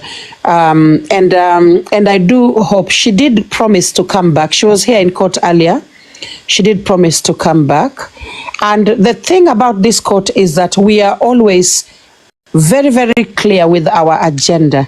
Our agenda today is very, very clear. Yani, no two ways to it. Is that there are children who need their mother. And we really want to figure out how to support this family to the point where mom will be reunited with the children. So guys, keep tapping, and Your Honor, you can take the mic. Let me talk to... Thank you very much, Madam Prosecutor, for that submission. And again, Madam Prosecutor, before you make those calls, the person in question here is Karo. You should focus with Karo, not Kiragu. Kiragu is here listening. I've seen him, and I think it's inappropriate for you to make call to get directions from Mr. Kiragu, since we heard from him last time. So this time round, I'm directing that we should bring forth Karo Kim to speak by herself and to tell this court what she has to tell this court. Thank you very much. Na mimi kitu nataka kuongezea, Karo kuchapo tuambie, funguka roho, chitoe mwanga. Nani wananipigia wakati wa vita? Sorry, TICC, TikTok International Criminal Court. This is the last warning to Senior Counsel Geoffrey. You're going to be dropped if you dare open that mic again without following the protocol or procedures. Thank you. To what dog, Senior Counsel to what dog, do you have anything to add before we get Carol on board? Thank you. Yes, we are in communication. We are waiting for my client, who is Carol, because I am working in defense to protecting her against the commenters as well as the accusers. But I am waiting for Madam Prosecutor to give us way forward. Thank you, Your Honor. Senior Counsel to Watchdog. We have another Senior Counsel or eyewitness or witness, Wanja Nyarari. Do you have anything to, you can approach the bench, please, Madam. Thank you so much. I am here representing Triza Muraya, and I'm waiting to see how this unfolds. I have heard what Purity have said. I don't want to comment on that for now because I really wanted to ask her some questions that I thought how they all came up with this thing with Carol, but let me not go there until we hear her side of the story. Thank you very much, Senior Judge. A lawyer Wanja Nyarari, who is representing Triza. Do you have anything to say, Senior Counsel Githaiga, if you are there, please, before we get back to Madam Prosecutor? Senior Counsel Githaiga. Your Honor, I have nothing to say. I'm also waiting as the rest. Thank you. Counsel Githaiga. Now I'm order in the court. This court to drop Geoffrey with immediate effect or whatsoever. He adds no value to this case at all. So now I'm directing the court clerks to drop him right away because he had served his last warning. Thank you very much, my able court clerks. Thank you very much, guys. So now, can I go back to Kurira wa Kabiru as a lawyer or a cultural representative? Thank you. Thank you. What I would still ask the court, through your permission, is that there are matters arising that are very patent on this, on the family. And like we all say, the best interest of everyone is to have this family have the best as a family. And so I would still ask if, for whatever reason, for matters that are arising, Mr. Karangu should be brought to court at some point. Thank you. Much cultural leader or elder of the gamer community for that approach, and yes, is free to join the court. Thank you very much. So now, is our able Madam Prosecutor ready? If on the other side you can hear us, if you are ready, Madam Prosecutor. In the meantime, I will give this microphone to our senior counsel Sunday. If you have 1, 2, 3 things to tell this court. Thank you. Your Honor, I'm very grateful for this opportunity, and I would like to represent Karangu, because I'm seeing everyone here is well represented, and in his absence I would actually answer his questions. But before that, then I would ask, I think I saw some witness come in court. They flew in court actually, I would request if they can take a bar so that we cross-examine them. Thank you. Like for example, witness Shiro, sorry to be precise, if she can take a bar so that I ask some questions, since I will defend Karangu. Thank you.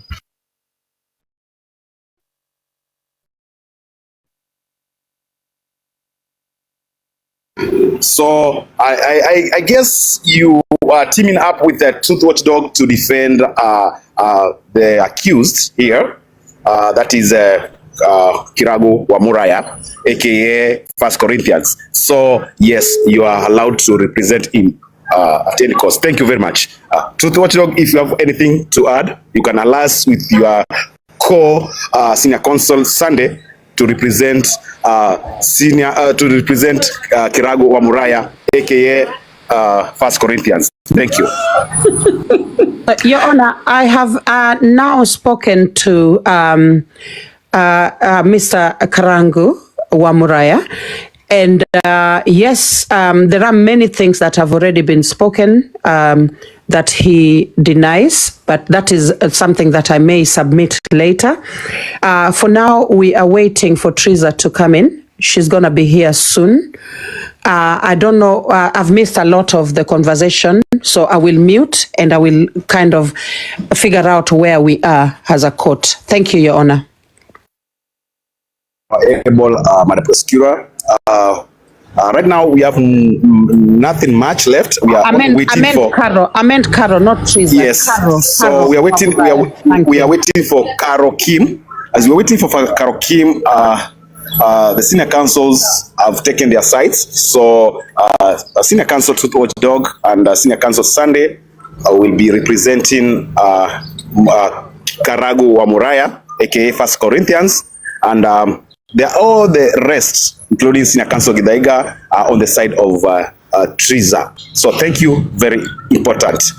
You can carry other businesses. Thank you. Honor, I thought Truth Watchdog was a senior counsel representing Carol, and Sunday was senior counsel representing Karangu. I thought that. Okay, senior counsel Truth Watchdog, please can you clarify yourself? Yes, I'm representing Carol Kim. Senior counsel Truth Watchdog, you are representing Carol Kim, and senior counsel Sunday. Sorry, Your Honor. Sorry to talk over you. I never do that. Truth Watchdog, can you check your WhatsApp kindly? Thank you. Your Honor, may I approach kindly? Counsel Sunday, approach the bench. Just on the submission made by Shiro, I think she made some allegations that I will really want to seek clarifications on. So I don't know if we can find her just a minute, kindly, so that she can stand on the bar. Thank you. That is the work of our clerks. They're going to make sure that that is done. We are welcoming Senior Counsel Peter Kioi, aka Baba Nyandu. Okay, let's go ahead. So welcome on board, Peter Kioi, Senior Counsel Peter Kioi.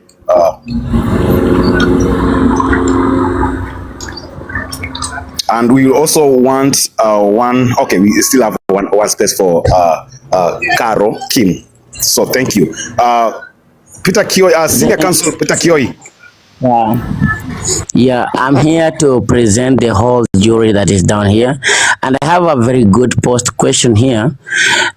We are on the matter of kids seeing their mother, and I think that it's not a matter of whether they should say their mother or not. The kids belongs to Triza. So one thing, I would wish the councils and Carol to answer my question. How is Carol related to the kids of Triza? I think Triza should have freedom to see the kids anytime, anywhere, and how she thinks. And I think Carol should be very far from the kids. If she's related to Karangu, she's not related to the kids. So I want the jury and the whole, I want to post this to the, I want to submit one thing. I wish to submit that the kids belong to Triza and not to Carol. It's not a matter of discussion. If the mother want to see their kids, they will see them anywhere, anytime, and how they want to see them. It's not a matter of asking permission, because I think Carol Kim and Triza never entered the same labor room. It is Triza who went to the labor room and not Carol. So about Carol and the kids, I think she should be thinking about it right now and know that she has no right over the kids. It's Triza who has the right over the kids. And if Karangu thinks that she's marrying a second wife to take over the kids of Karangu, of Triza, Triza is the mother and Triza has a right. As a matter of fact, it is the mother who knows the father. What if today the mother says that today, if today the mother says that the kid not belong to Karangu, what would Karangu do? Thank you so much. I'm here waiting for Carol Kim.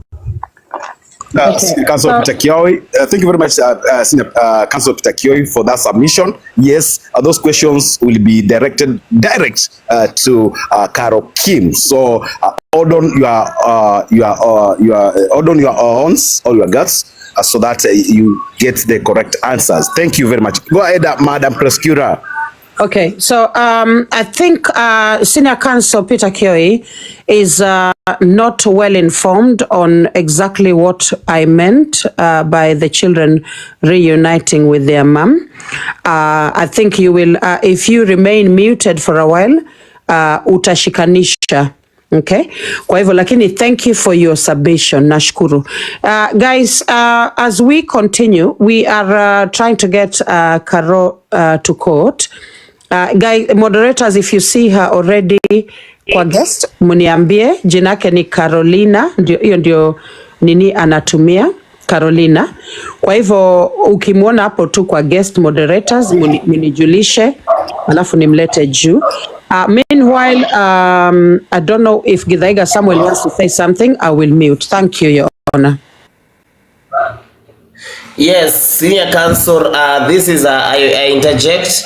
This is just a point of clarification, maybe from Madam Prosecutor. Can you clarify this point of children and the relationship to Carol? Because I also go with Kioi. Maybe we did not understand exactly how the case of today involves children, like you're saying, and we are waiting for Carol Kim. So maybe we would want to know the relationship of Carol and the children. Where is this coming from? I also wanted to know, kwani amenyimwa authority ya kuona watoto? So there are some things you have not clarified. Madam Jacqueline, can you tell us where the children's topic is coming with Carol as the witness? Okay, all right. Thank you, Senior Counsel. And guys, I've put Gracias there so that anyone can follow her, and then I will drop her soon. Thank you so much, all the gifters. God bless you. I'll be putting you guys up.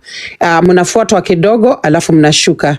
God bless all our gifters. Mungu awabariki sana. Remember, all the Senior Counsels, all of them need that support. So gift all the Senior Counsels who are up here. God bless you.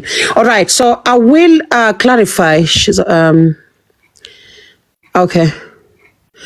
All right, okay. Okay. All right, so her phone was going to die, and I think the phone is probably still dead kwa sababu bado hatumpati kwa simu. Simu yake ilikuwa inaenda kufa. Na ni kama bado imekufa, guys. So bado tunajaribu kumpata. We will find her, so don't worry, guys. Okay, all right, yes, okay. Madam Prosecutor, kindly. Okay, all right, so let me put clarity to that. 1 minute, I'm being... 1 minute. Okay. All right, so guys. Okay, so please. Okay, I'm back now. Kwa nini? Oh, okay. I know what I'll do. Comment section. Yes, Kuna yes. Sorry. Senior Counsel Peter Kioi, utaenda tu pole tafadhali. Okay, so this is what I'm going to say. There will be no discussion around the children of one Miss Triza wa Karangu wa Muraya. Hakuna kudiscuss watoto hapa tafadhali. What I said was very, very simple. Okay?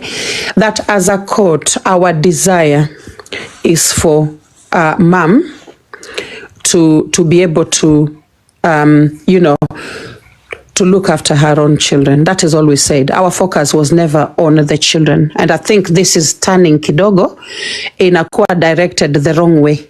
Aya. So ndio sababu sasa nimesema wacha nisimamishe hii Mbogi ili ni Yaona have a request. Yaona have a request.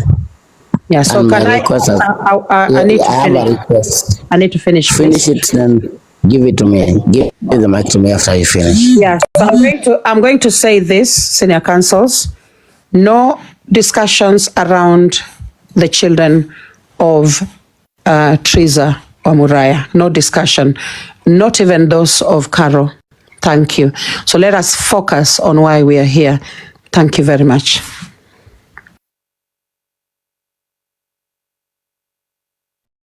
Thank you so much, Your Honor. Your Honor, I have a question and a concern. This is a court. It's a free and fair court. It's a court that allows everyone to talk and to air their opinion without being intimidated. It is so wrong that we are closing the comment section for some people and we are 18,000. It is good that we should allow some people to comment and everyone to put their opinion.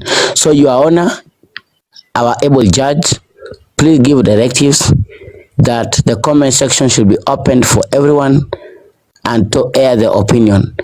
It matters. It's not a matter of being a subscriber or not. It is just a matter that came to public, and I thank that our able prosecutor proceeded very well. Karangu children are not the subject here, and they should not be mentioned.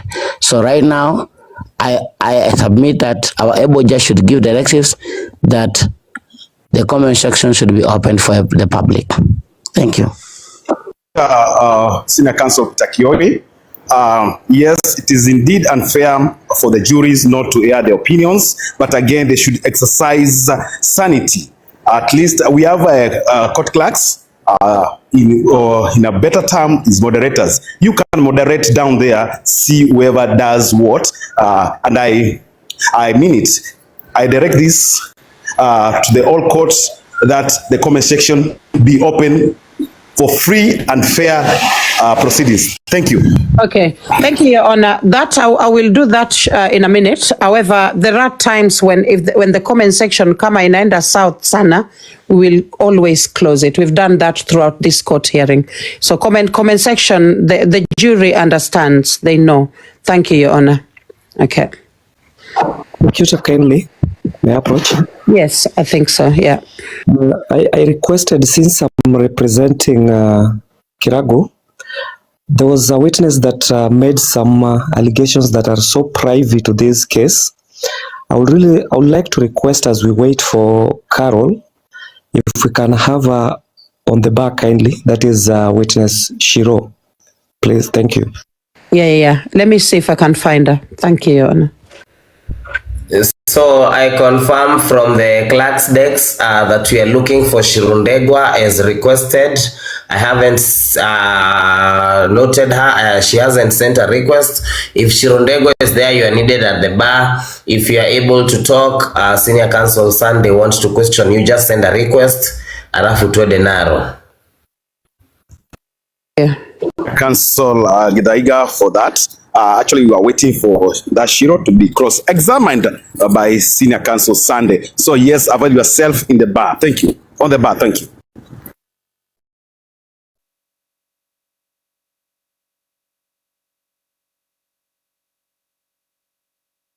Where's your client? The prosecutor, Madam Prosecutor, said the battery was actually dying out. So we are still trying to call her to confirm whether she's at home, and the phone is on the charge. So just in a few minutes, we will be communicating whether she'll be coming back, yes or no. Thank you. Thank you very much, Senior Counsel Truth Watchdog. And again, that is not an excuse for your client, since your client is someone who is married to a celebrity. He should have provided her with a power bank. That is not an excuse. Thank you. Approach. Your Honor, can I approach? Go ahead. To be honest, Karangu Muraya'S is my friend, and Carol Kim, I don't know about her. However, I know about Triza. Through the watchdog, your client is lying. Because as we speak right now, I've received 3 messages from Karangu Muraya'S talking about the kids. So, if he was preventing the kids, he can provide the wife. Tell Karangu Muraya'S to switch the account so that the wife can come. I can give with evidence that Karangu Muraya'S has talked to me over the phone right now, within 2 minutes ago. So Karangu Muraya'S, give the wife the phone, your phone, switch the accounts, and let her come here. It's a matter of availability. It's not a matter of accusation. Thank you. Counsel Peter Kioi for that point. And again, yes, your client, Senior Counsel to Watchdog, can always come with Karangu's account. There's no problem. Thank you. Thank you, Your Honor. Thank you, Your Honor. Yes, we are doing that as we speak. I'm talking to Madam Prosecutor to try and forward this, because she's the only one who has the mandate to make sure that the two present themselves, or one of them. So as we speak, yes, I am talking to Madam Prosecutor.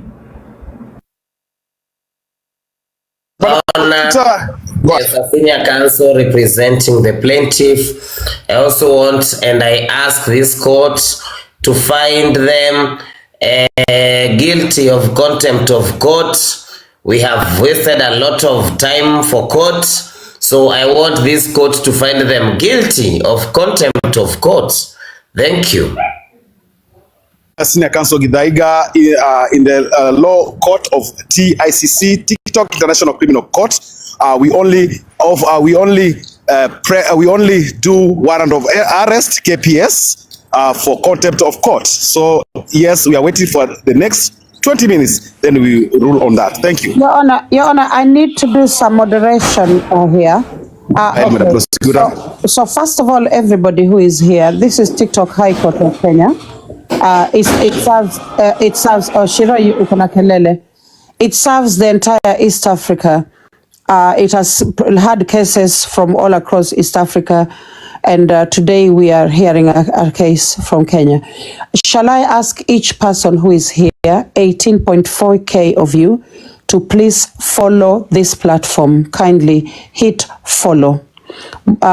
Team Tappers, you're doing an incredible job. 3.4 million. Take it to 5 million, please.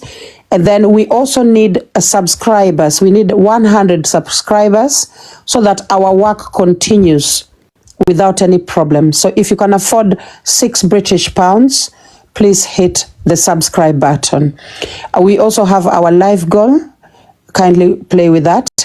But most importantly, please bless our senior counsels and bless our judge, because that is the only way that they can be compensated for their time. God bless each and every one of you. The mic is back with you, Your Honor. Thank you. Moderation, Madam Prosecutor. I understand also that you consider a lot of time consuming and the efforts that has been made by senior counsels and this court. Again, I want to announce to you that this court supports schools, so you can always visit Lady Jacqueline, not as a prosecutor, but as an educator who supports kids in Dewa. Thank you. Thank you, Your Honor. Thank you. Now, I'm still, I am in conversation with Mr. Karangu wa Muraya. He has no problem, Karo coming to this court. Ana shida at all. Ni venye tu, ni kama simu ya Karo ni kama imezima, guys. Okay? Simu ni kama imeenda off. Aliniambia... DJ kama wako wote hapo wawili siatumie simu ya Karangu. Hawako pamoja. Just child, thank you. Hawako pamoja. Yeah. Your Honor, I can confirm that Karangu Amraya, according to his phone location, if he's here, I can confirm he is at Gatundu right now as we speak. Even the IP address, hash and everything, he's at Gatundu, and Karo is not there. So Karo is at different location, but however, Karo's phone has not switched off. Karo's phone is on. Let her come here, because there's no way a phone can show location when it is on right now as we speak. Karo's location is on and she's at home, and the other guy is at Gatundu, so we cannot blame Karangu for that. But Karo, you are in the comment section. Switch to your main account and come here. Otherwise, in the next 10 minutes, it will be wild here. I am starting to charge. Kanyari, tell Karo to come here right now. Sorry, Peter. Order, Lady Jacqueline. Order, sorry, but the prosecutor. I want to recognize the presence of the court's chaplain, that is Bishop, Apostle, Evangelist, and a very good friend of this court, Dr. Bishop Kanyari in the court. Welcome on board. So much. Thank you so much, Your Honor. Pastor, welcome. Pastor Kanyari, welcome. Bishop Kanyari, karibu sana kotini. Tuko hapa leo na tunajaribu sana turekebishe makosa zingine tuliyatenda hapo awali as a court. And we are waiting for Miss Carol to come to court. Sijui kama senior counsel Sunday unaweza cross-examine Shirondegwa as we wait for Carol to arrive. Yeah, thank you. Thank you, Honor. Shiro, confirm. I just want to ask you a few questions. Confirm you are here as a witness to a case against Karangu. Yes. You made serious allegations that I find so private to this case, and I would really want to ask you questions as per your statement. Yeah. Now, what is your relationship with Triza or the family alleged? Triza is my friend. Thank you. Now, at some point you made a statement and ukasema akili yake si poa. Now, did you make that statement? Akili ulikuwa yes. Nilisema ile time yenye niliapproach Karangu, Shiro, Karangu's daughter, I think she was two years. And that's why I was so much concerned with Triza, because Triza used to text me, you know, crying.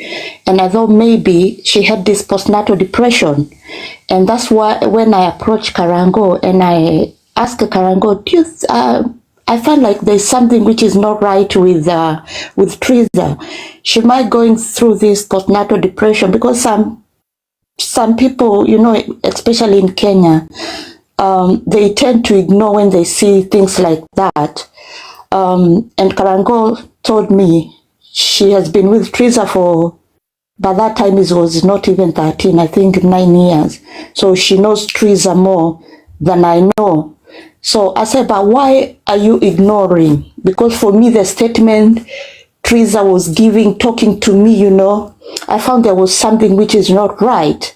And this woman will be crying every single day. When she called me, she'll be crying.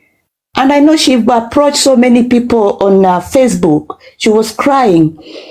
So that's when I took an action. I texted Nongari, but I think that was a pseudo account. Nongari didn't even respond.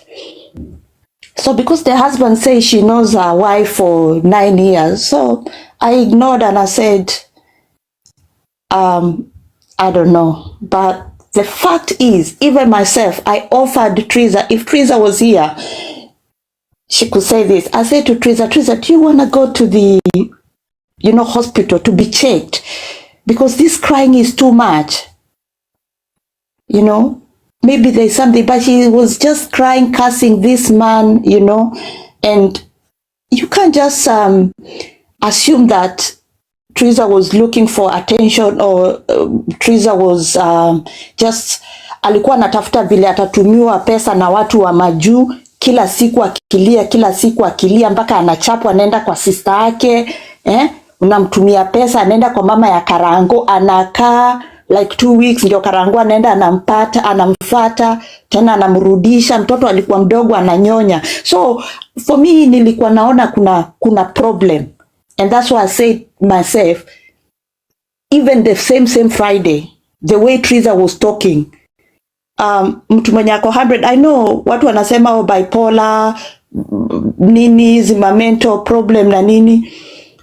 Triza hata hiyo Friday akiniongelesha, she was not right. Hata mkimwona juzi kwa kamera mlikuwa mnaona tu ni vile she's trying to fake her smile.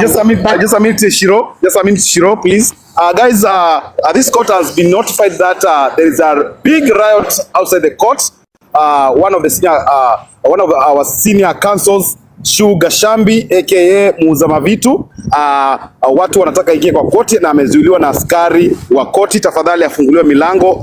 Madam Prosecutor, tafadhali, we don't want chaos outside, we don't want riots, so allow Shu Gashambi, senior Shu Gashambi to approach to be in the court right now. Thank you. Go ahead. Okay, thank you, Your Honor. I'll find her and I'll bring her into court. Thank you. So that's even though yeah.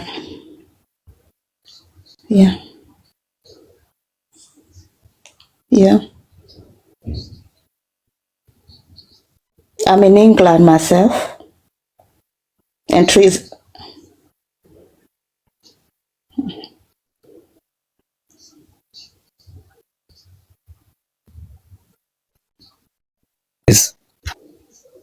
Triza is the one who called me, and the reason why, because that time she was using Katululu, this a small phone, kamwizi, and the person alimrequest ani text kwa sababu hakuwa na namba yangu, ni Biti wa Maitha. Even Biti wa Maitha nimemtumia hiyo screenshot, alinitumia kwa Facebook, akaniambia call Triza na hii number cause simu yake hana for now. Sasa ndio nikampigia, alikuwa kwa sister yake, kwa sister Triza alikuwa kwa sister yake. Sijui kama nitakuwa nasumbua ama nakosea, naweza uliza swali? Just a minute, kindly. No. Senior Counsel Sunday, we did that mistake last time, and Bishop never got to talk. This is a very important member of our community, right here on TikTok and also kwa ground. When he is ready to talk, he needs to be given the space. Bishop Kanyari, chukua mic. Thank you, Your Honor. Thank you so much. Nilikuwa nataka kuuliza Shiro, did msichana alienda kuripoti police station ya kwamba amepigwa? Alienda kwa dada yake. Labda kama pengine alikuwa anatumia katululu, angefaa kwenda police station aandikishe ya kwamba amepigwa na Karangu Muraya. Vile najua hakuenda, alienda kwa sister yake, alafu nikamtumia pesa. Hata hiyo time, hiyo Sunday niliona Bishop ndio Kengei alikuwa na nini ana nini hiyo church ya Gatundu, alikuanga Bishop huko Gatundu, nikamtumia nikamwambia Shiro, but huyu msichana tutakonfirmuje ya kwamba anaongea ukweli ya kwamba alikuwa anapigwa? How can we confirm? Ili tusije tukawa tunafinyilia mtu hapa. Sasa si unajua mwenyewe wako dada yake wako, na hiyo time hata sister ya Karangu ndiye alienda akakaa na mtoto sana. Huyo Shiro bado alikuwa ananyonya. Alienda akakaa na sister na mtoto sana. Kama bibi ya Karangu wako kwa sister yake, ndio nikamtumia nikamwambia atoke kwa sister yake aende kwa kina Karangu. Unaona? Ndio alienda kwa kina Karangu nyumbani. Mimi ndio nilimtumia ya kwenda kwa Karangu nyumbani. Triza akiwa hapa atasema ukweli. Mimi ndio nilimtumia. Lakini how can we confirm ya kwamba huyu msichana alipigwa? Kutuma pesa si problem. Tutakonfirmije ya kwamba alipigwa? Hataki kufinyilia mtu hapa. Sasa hiyo pia Lady Jacqueline and Rafa, you need to mkileta Triza, you need to ask her. Asikia alinidanganya ama anaongea ukweli. So Triza knows the truth. Mimi niko mbali. Yes, Peter. Thank you, Your Honor. Tunataka kuuliza hiyo. Bishop Kanyari? No, he should not go down. Your Honor, allow Bishop Kanyari. No, I'm asking if he's done so that kama kuna swali lingine, because he's asking legit questions. Unajua I have two questions. Ya kwanza, hakuna evidence ya kwamba alikuwa anapigwa. Number two, Shiro hata kama alituma pesa, alituma kwa kutaka kwake, maana there is no evidence ya kwamba huyu mama alikuwa anateswa. Na kama alikuwa anateswa, tutajua. Number three, wacha niulize hiyo for now and then nitauliza ingine baadaye. Yes, Your Honor, may I take the mic kindly? Is that okay? Okay, so Shiro. Yes, unajua, you live all the way in the UK. You live all the way in the UK. Triza lives in Kenya. Yeah. And I think that is what the senior counsel alikuwa anajaribu kukuuliza, utakuwaje sure na hizi stories zote? Unaelewa? Huwezi kuwa 100% sure. Because people say things for many reasons. Sometimes that's what I'm saying. Yeah. And Jacqueline, that's what I said. Sidhani mama anaweza fake, because even Biti Wamaitha ako hapa and Biti Wamaitha knows what I'm talking about. Sioni vile mama anaweza fake for 4 years, honestly. Objection, Your Honor. I think that is a mind of thought which is not admissible as evidence. So I think she was so clear in her allegations that she was badly beaten. When you say badly beaten, it's something you've ascertained. So can you kindly provide any evidence that she was badly beaten, not just an hearsay, kindly, because you're misleading the court? That's what she told me, so I can't provide any evidence. That woman that time, she was using Katululu. She can't even send WhatsApp. Thank you. So if I would say to the court that because you had become a source of income to her, you used to send her money, whatever time she complained about her being beaten, being mistreated by the husband, so she was faking this to have money from you, would I be lying to the court? Utakuwa unadanganyana. What do you have to prove that nitakuwa nadanganyana? I've been a victim of marriage, so I know. victim. And You've been a yeah, victim of. Thank you. I've You've been been a a victim victim. of marriage. Sorry, Yes, just a minute. yeah, Kindly yeah, hold on. Just there. yeah, You've been a victim of yeah. your marriage, not her Yes, marriage, not yes, Karagu's her marriage. You've been a yes. victim of your marriage, not Karagu's marriage. We That's are it. not. But the fact We are not. is, Sorry, just a minute, kindly. We are not talking about your marriage. We are talking about Triza's marriage. but this is an example. It's the same thing that this woman who killed the children and he killed herself and the kids. It's the same thing with Triza. If that same day Triza could have gone and killed herself, you wouldn't be talking about. We can't ignore the fact if she's true or she's lying. We can't ignore. And on that one, I'm not going to talk about it. With that one, I'm not going to talk about it. I can't come here and start saying, oh, maybe she was lying. And if she was, that time she was going to kill herself. We are in the court. But order in the court, senior counsel to Judge Dog. I got this.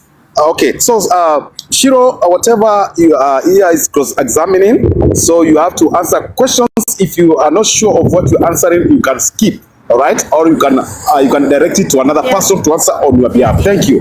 You don't have to be rude. Thank you. No, I'm not trying to be rude, but there is a question that I'm not going to talk. I'm not going to say Triza was lying. Triza was saying the truth.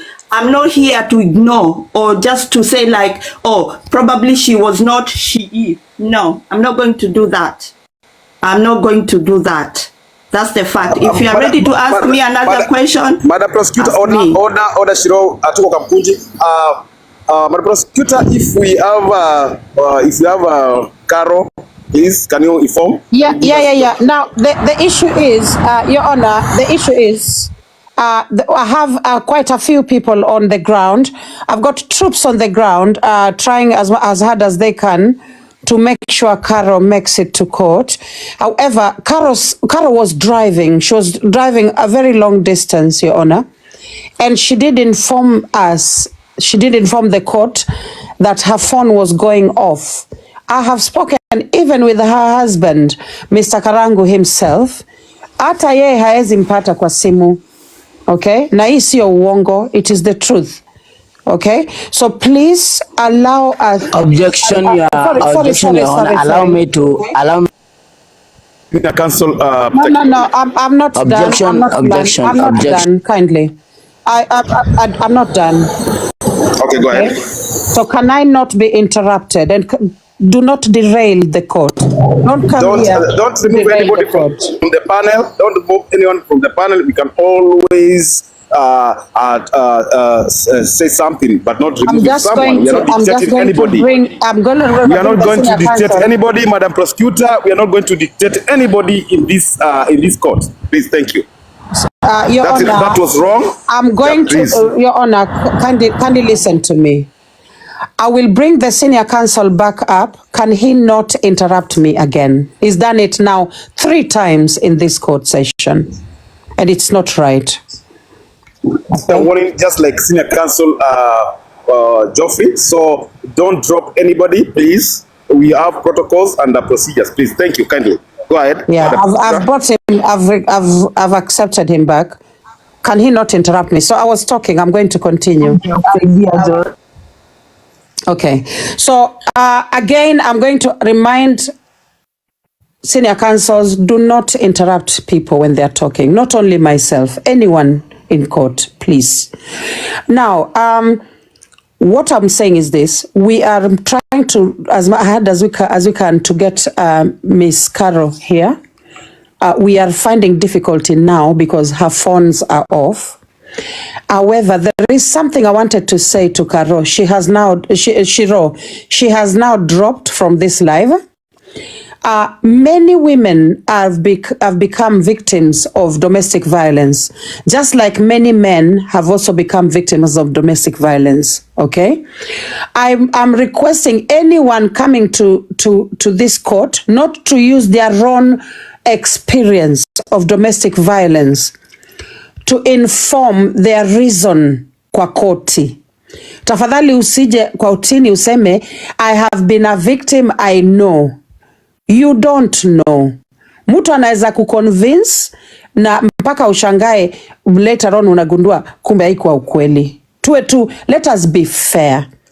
Let us practice fairness in court, please, Your Honor. And I mute.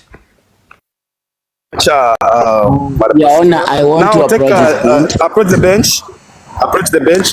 Senior Counsel Kioi, thank you. Your Honor, 17.7 people, 17,000.7, that is 17,700 people, cannot waste their sleep or their work listening to something that is not adding up.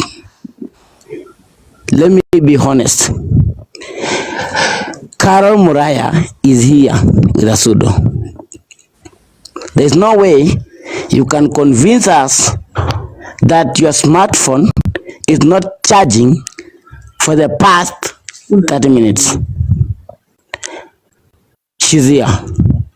She is afraid of her own mistakes.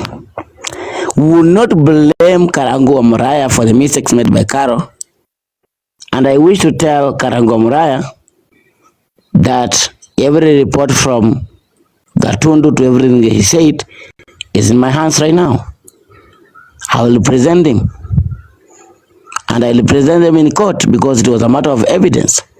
Karangu or Muraya did all it takes to make sure that I got the reports, but I will not favor him. I will stand with the truth.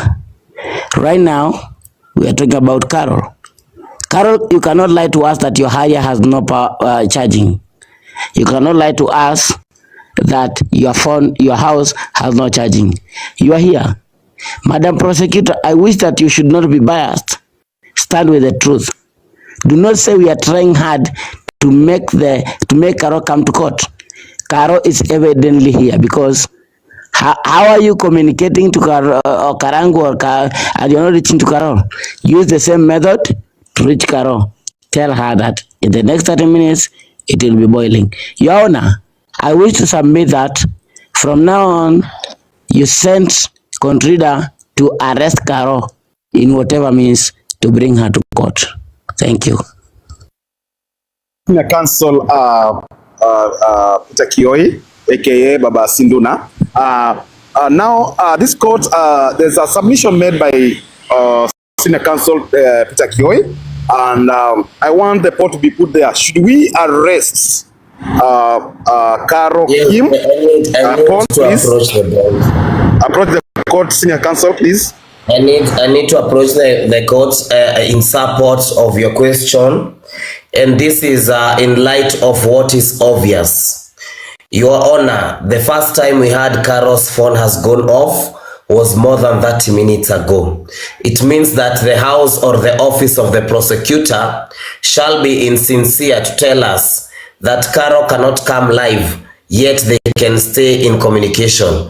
It's either Carol's phone is off and we cannot communicate to her, even Lady Jacqueline herself. She better tell us whether she has not been able to communicate to Carol for the last 30 minutes. And if that is the case, then we all should agree that we do not have a purpose of waiting for somebody we have not been able to reach for the last 30 minutes. If that is not the case, then Lady Jacqueline might be communicating with Carol through another means, which those means are not able to come on TikTok, and there we raise the questions. So I want to agree with Peter Kioi that I, as senior counsel, I see as if Carol is not coming to court, either by default of she is not willing to come because her phone is, maybe because she's not willing to come, or maybe she's honest, her phone is off and she has not been able to reach. And if that is true, then it means hata Lady Jacqueline hajaongea na yeye for the last 30-40 minutes. Na kama Lady Jacqueline hajaweza kureach Carol for the last 30-40 minutes, then I don't think there is a business of us expecting, because if they are not with Karangu, I don't think they are with anybody else who will give her a phone. And or maybe Lady Jacqueline can clear that if Karangu is not with Carol and Carol's phone has been off for the last 30 minutes, how do you expect Carol to come here? Tuna expect a charge. Amekuwa sure ata charge. Alikuongelesha what time last. And how are we sure atakuja? All right, so I will respond to that, Your Honor. Senior Counsel Githaiga, I will give a complete response to that. I spoke to Carol around, I think it's quite a while back. But after that, her phone literally went, she's not even, there's only single tick kwa hiyo messages namtumia. Lakini after that, hakuna anything. I think I'll show you, nitakuonyesha kwa camera. Just give me 1 minute, I'll show you on camera. All right. Another thing I wanted to, 1 minute, please. Another thing I wanted to say very quickly was, we have, let me just expand myself, 1 minute, and then I will minimize Githaiga, and then I will just show the screen of my conversation. Okay. All right. So I'm just going to show proof to this so that at least you know that, yes, what I'm saying is the truth. Okay, so this is my conversation with Miss Carol wa Muraya. Hi dear, this is my Kenyan line. Please save it now, Lady J. And then, so of course she tells me that her phone is 15%. And then, hi dear, speak to me, Mami, we are ready for you now. So that is my last message to her. And it was at 2021 UK time. And since that time, she has not, you can see it's only one tick. Yeah, so she has not at all. Yeah.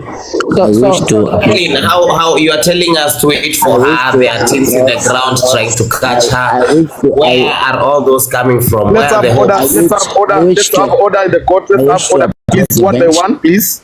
Approach the bench. Senior Githaiga. Senior Githaiga, approach the bench.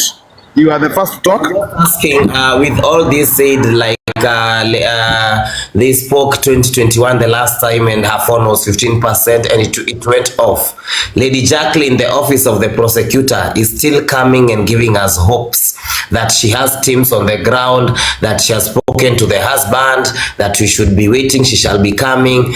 How exactly, if the husband is not able to reach Carol, how exactly is Lady Jacqueline assured that Carol is coming 3 hours later? Shall I respond? Shall I respond? Yes. Okay, thank you very much. Okay, so so I have been talking to the husband of Carol, Mr. Karangu, who has also been trying to reach Carol. Okay, amejaribu sana kumpigia. Guys, isi uongo. Nobody is paid, guys. Nobody can pay me enough to come and lie to this court. That will be so bad of me. So hata yeye ameshindwa kumpata. So again, there is nothing more I can add right now. Maybe I can call him, the husband, so that we hear from him. You know, ili koti. I wish to approach the bench. I object. Yeah. So can I very quickly request? I need to do some moderation before you approach the bench. And that kind of interruption is what is really not good for the court. Now, very quick moderation. Comment section, thank you for your expression of disgust that Carol is not here. But you need to understand that hatuwezi force mtu kufika kotini kama hatuwezi mpata. Mnaelewa? Number 2, thank you for hitting. Sorry, let me finish, please. So number 2 is that we have another gifter. We've been bringing gifters up na tunawafuata. LK Kitendi is our other gifter. Just follow him, get him to 1,000. Prosecutor kidogo tu. That is unnecessary things we are now talking about. We are not talking about gifters or whoever should be followed. What it is in the end is about Carol Kim. Please focus. Take the bench, approach the bench, Senior Counsel Peter Kioi. Thank you. I wish to say that the whole court is not compromised, but the office of the prosecutor is compromised. It is paid to bring invalid points and to clarify that people are not here. Carol Kim has been offline from 8 p.m. Kenya time. As we speak right now, it is 12 a.m. Another day. I wish to be very sincere that Lady Jacqueline or the prosecutor has been compromised or paid not to bring Carol Kim here. We are not discussing Karangu Muraya. He is outside. He is even aside. We are discussing about Carol Kim. There is no way you can tell me that Carol Kim has been offline or has been off for the past 3 hours. I wish to tell this court we are on a serious matter. Both, I don't know Carol Kim, but I know Karangu. He's my friend, and it's not about friendship right now. We could not be talking about it right now. Kanyara is my friend, and we are not talking about friendship right now. I know we are talking about a serious matter that concerns life. Lady Jacqueline, I wish that you stop the games, the mind games, and be honest and truthful. If Carol Kim is not coming, no need for us to waste our time here. We have a lot to do. Thank you very much, Senior Counsel. Thank you very much, Senior Counsel. Thank you very much, Senior Counsel Peter Kioi, for that. I want to put clear to this court that the last time Carol Kim communicated with the Office of Prosecution is now 3 hours, 15 minutes, and some few seconds. Like the time is ticking, right? So there's no way that the Office of Prosecution will still tell this TikTok International Criminal Court that we are still gonna be waiting for someone who is offline. Madam Prosecutor, with your whole team of prosecution and your office, you seem to demean this court, and we need clarification from you. I will give you this microphone to address this court concerning this matter, because we don't want to paint this court with allegations that you've been paid or there's malfunctioning in this court. Please approach the bench, Madam Prosecutor. We need clarification from your side, from your office. Thank you.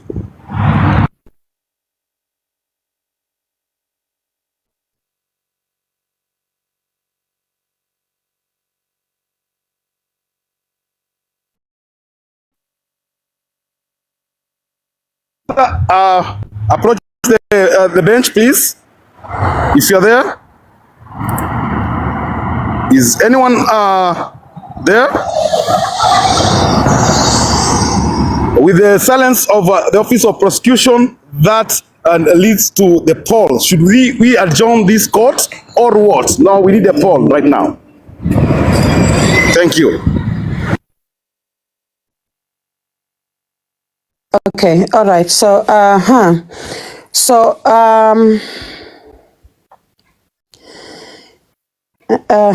So first of all, I want to take this opportunity to thank everybody, every witness, every person that I spoke to earlier who made it to this court today. I do not take your time for granted, and I respect. I can actually do respect. That you honored our invite. Now, okay, so I'm gonna put okay, I know what's going on. All right, so I did speak with Carol, and Carol was very reluctant to come to this court because she was scared of a mob justice. Okay, I'm going to say from the deepest corners of my heart that this already sounds like some form of mob justice. Okay, she may not be here now, but she did commit to coming here. I want to remind you, senior counsels, that Carol does not have to be here. Okay, like she can say no, I'm not coming, and there's nothing you can do about it. Okay, so out of my own persuasion, I was able to speak to her very gently and inform her that she will not be treated in any way that is demeaning or disrespectful. So I don't feel there's intimidation in this court. Why is the comment section closed? Because she's protecting herself. The Madam Prosecutor, you are lying to the court and you are now convincing us to go with your lies. Carol Kim was supposed to be here, whether kidney or kidney. Open the comment section, then we continue. Right now, you are lying to the court. And there is no emotions here. We are not buying emotions at any cost. Right now, it's a matter of either she's coming or not. Do not compromise us or not tell us who is she not to come. Everybody has been waiting here. Why haven't you been telling us this for the first 4 hours? Right now we have been waiting for her. We have no tolerance about her. Right now you are telling about oh, she's not coming because of mob justice. Who is mob justice here? Nobody's a mob justice here. We're just asking relevant questions. I submit to the able judge that he orders the comment section to be opened. Donna? Thank you very much. Senior Counsel Peter Kioi.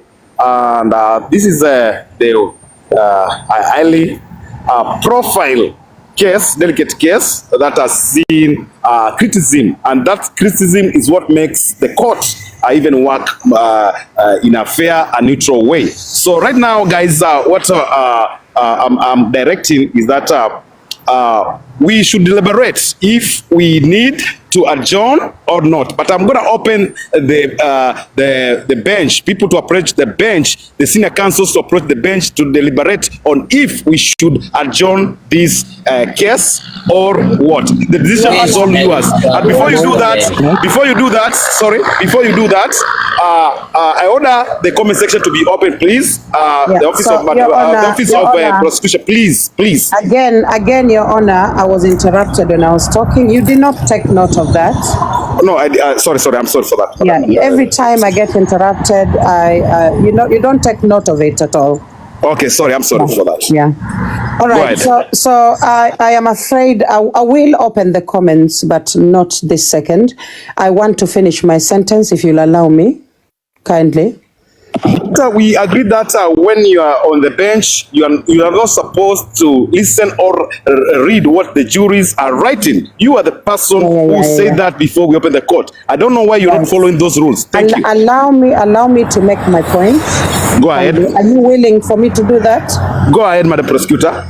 Okay, Your Honor, I wish to resubmit my submission that the comment section should be open, not because of my favor or anyone, but because of the goodness of this court. 17,000 people have their opinions. So it is not a matter of when the prosecutor is talking, the comment should be off.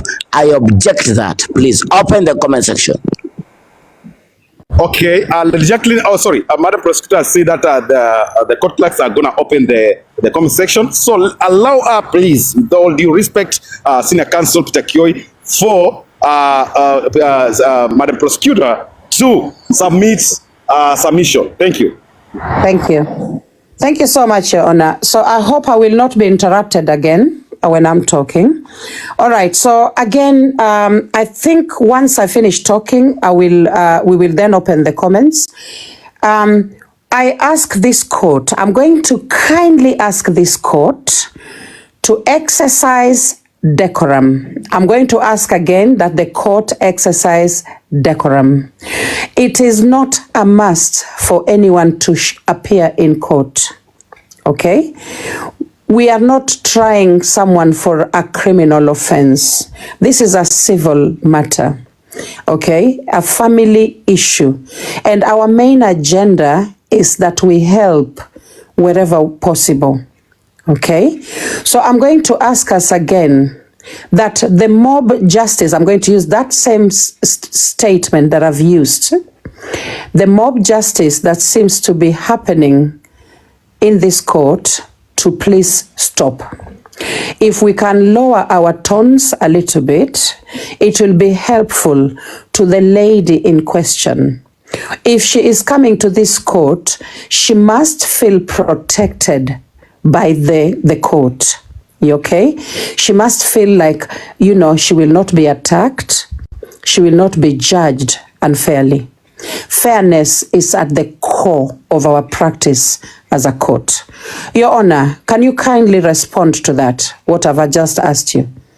Thank you. Go ahead and do your submission, please, Madam Prosecutor.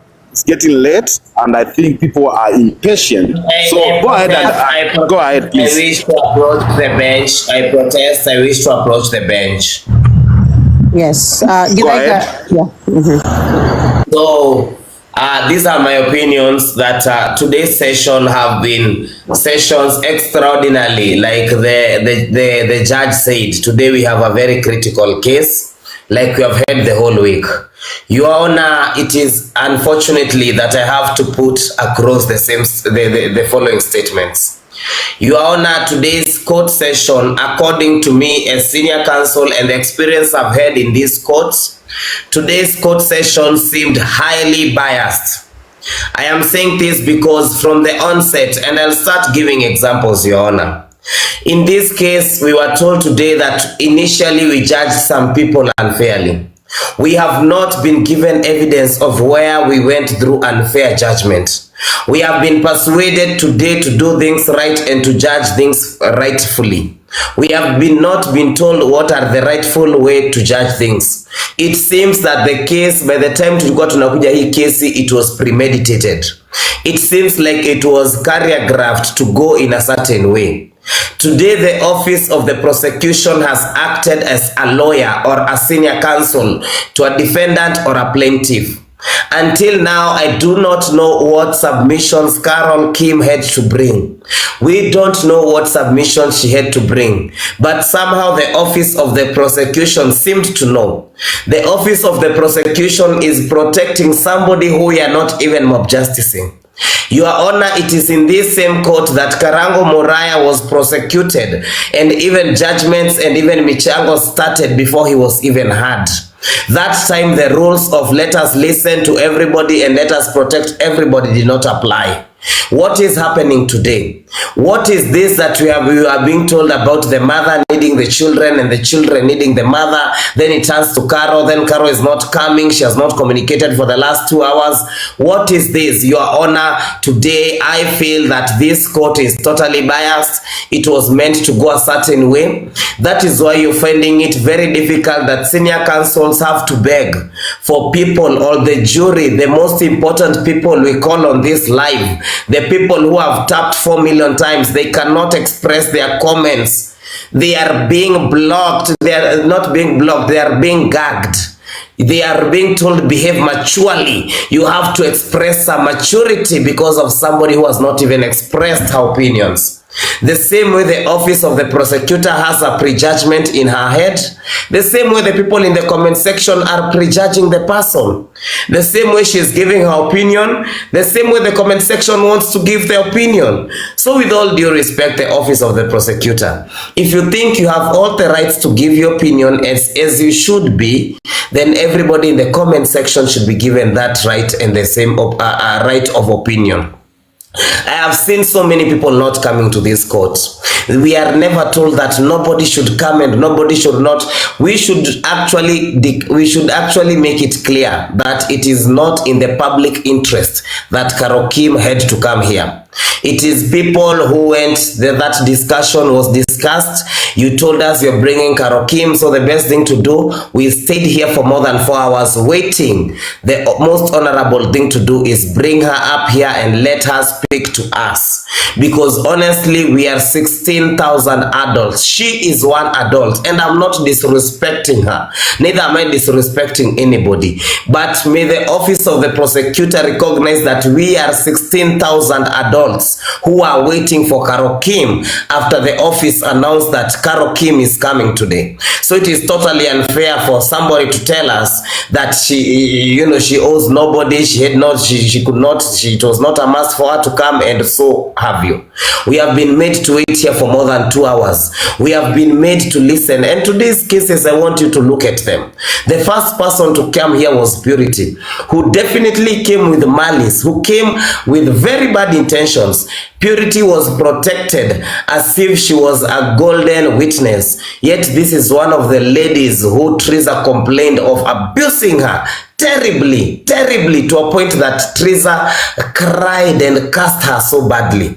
But today she was here as a witness who was being protected, and she was being, don't ask these questions, or she came to explain about flowers. You don't want us to ask her questions about what happened that day, why she abused Triza, and so have you. Today people come and they speak about the experiences they have had with Triza for 4 years, and they are being told, no, don't speak like that. Don't say you have experienced, you have not experienced. No, this is not the court we are used to see.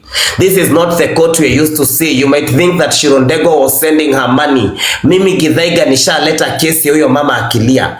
Dada Sara ashaleta kesi huyo mama akilia. Over 7 people have come here and confessed that over the years, Triza has been crying. These celebrities, their friends, are calling me and telling me, Githaiga, you have spoken something we have failed to speak for years. It is very unfortunate if you have to reduce it to a point of you don't understand. Oh, Komaju, what if she wanted to get money from you? We are not going to just throw away somebody who is complaining in that nature. In as much as this TikTok is always about fun, let us also get the serious part in this. The reason why this case has gotten the national interest, and I want to say this, and I want to say this proudly, most people are actually saying, nimefurahia sana venye watu ya mlima hawajatukana msichana yao, wakisema ni malaya, wakisema yeye anaenda kujiuza, wakisema yeye ni muongo anataka pesa. I am happy that the mlima people wame come towards supporting their daughter.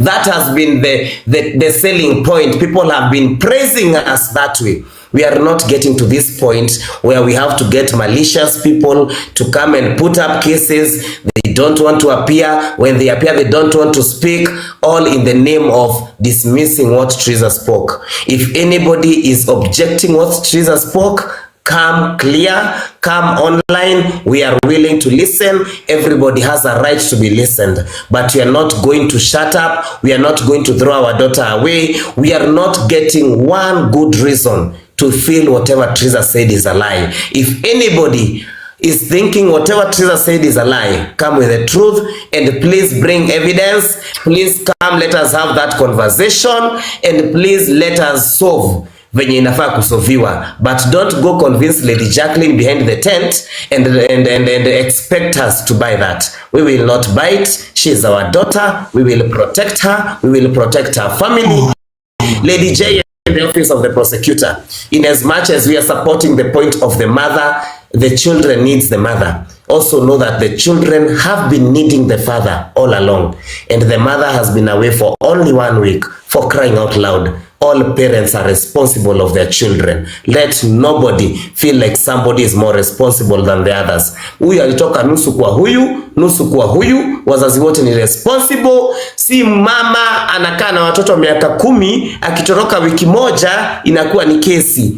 Nyinyi wote mko responsible. Mtoto halelewi na kununuliwa shopping na kuwekewa ng'ombe na kufanyiwa nini. Even the children need the father. The same way we agree the children need the mother. They are all parents. I grew up without my father, and I needed my father so badly. I would not want anybody to come in between my father and mother and try to make it look like I needed my mother more than my father. I needed them both. Ningewahitaji wote, and I needed them to be responsible. And God knows the children of Karangu Muraya needs all their parents responsible and present. Thank you very much. Hifo. And before it even goes down with Githaiga, I want to completely say that first of all, thank you, Kanyari. Kanyari made a call to me, and I went there. I found Karangu Muraya, and I talked to him. I told him the whole truth before Kanyari, and he's here. He even told me that I'm facilitating everything for you to go. And I don't mind about money. I mind about the welfare. Right now, Karangu facilitated everything, but I want to bring the whole truth on the table. We are not here because of Carol Kim. We are here because of Triza and Karangu Muraya. Carol Kim, you are an non-factor in this case, but you had put yourself in here. Because of you coming in, bringing a dispute, and also separating a parent from their kids. That is one thing. Carol Kim, you had no authority to communicate that to the first wife. As a matter of fact, you should be respecting the first wife. My lord. No, let me talk, please. It's my time. It's my time. Karangu met me through the watchdog. You are not sent any money from Karangu. It's me who was sent money to facilitate my trips to Gatundu and back forth. But I brought a report. This is my report here. Carol Kim is playing a victim right now, and she should not. I have just right now talked with Karangu Muraya on a text message just 5 minutes ago. He is asking me about Carol Kim, and I told him very well, if Carol Kim is innocent, she should be here saying that she is not part of it. That's all. But let me be honest with you. The kids of Karangu Muraya do not belong to Carol Kim. So in whatever case, whether they are international school or not, they should not be part of them. There should not be a discussion. As a matter of fact, if a father brings in a new mother, they should not be responsible for the kids of the previous mother. That is, my baby mama and the father that married, or the man that married the baby mama, the man has no authority of my kids. It is okay to feed them. It's okay to provide for them, but it's not okay to separate them from me. It's okay for Carol Kim to feed the kids, but it's not okay for Carol Kim to even insult Triza. Today Triza has come out. I would wish to ask Karangu Muraya, you have friends. You have friends like Dramaa Mobile Spares. Dramaa Mobile Spares is one of the contributor who gives 100,000. Why can't you ask yourself as a friend, why should this person is my friend? Why did she send this money? I talked to Mama Keboaz for 1 hour when I was in my bed. For 1 hour. And she told me she was so much afraid about this case. But right then, Mama Keboaz posted on her page that she should host Triza. Why? And they are your friends. Karangu, there must be a problem. You should not be defending right now, Caro. And as a matter of fact, Caro is not legally married to you. We take her as a side chick. But Triza is married to you. Would you be so much caring of a side chick, more of the mother of your kids? And to be honest, Caro has no kid for you. God can also offer help. Thank you.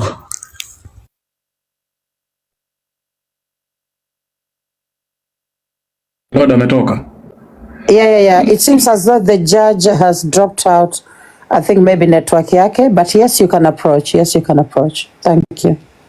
Thank you so much, this able court. Thank you so much, team gifters. Thank you so much, tappers, and thank you so much also my senior counsels. As per the case right now, I understand that Triza, in this case, she's an adult. Karangu Muraya is an adult. Caro is an adult. And all these people, I assume they are of sober minds. They are all of sober minds. It is unfortunate for us to assume that we know better, that the three approached each other in a different ways.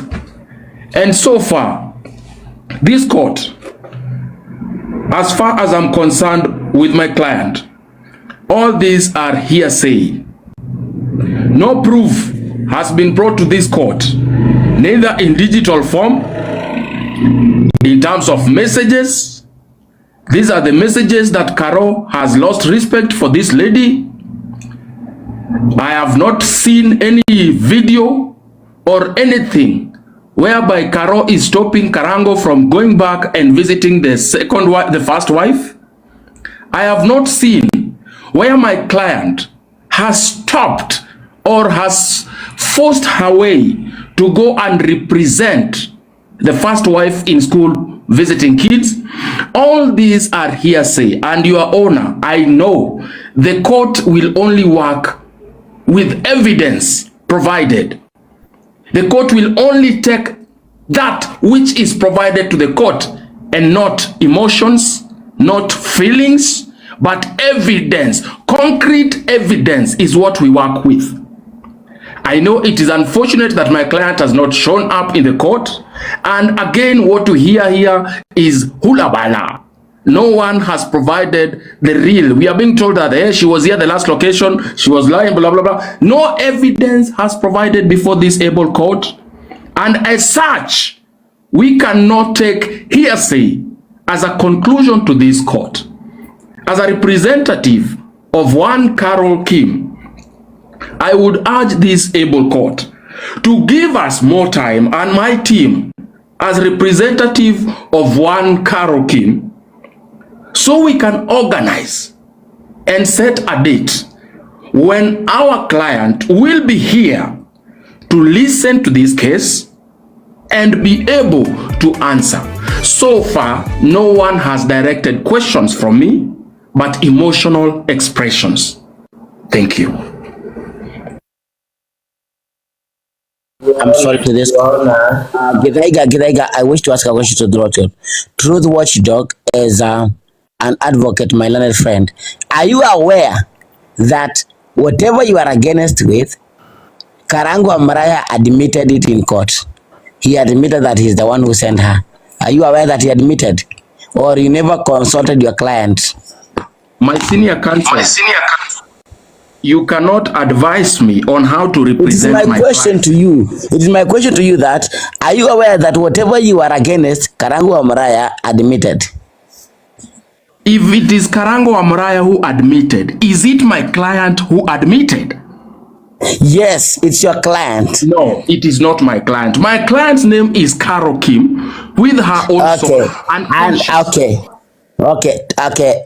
My learned friend and my good friend, are you aware that your learned friend is gifting you on a pseudo right now and is not coming to court? Prove this beyond doubt before this court. It is here. You can just say it to yourself. And if I'm wrong, tell your client to come up because the phone is not off. Prove this before this able court, my learned friend. Tell your client to come up on this empty box. If I'm lying, it's evident that you do not have any proof. Okay, I don't have any proof. Are you aware that your client and Karangu are one and the same? I am aware that my client is married to one Karangu Muraya. Thank you so much.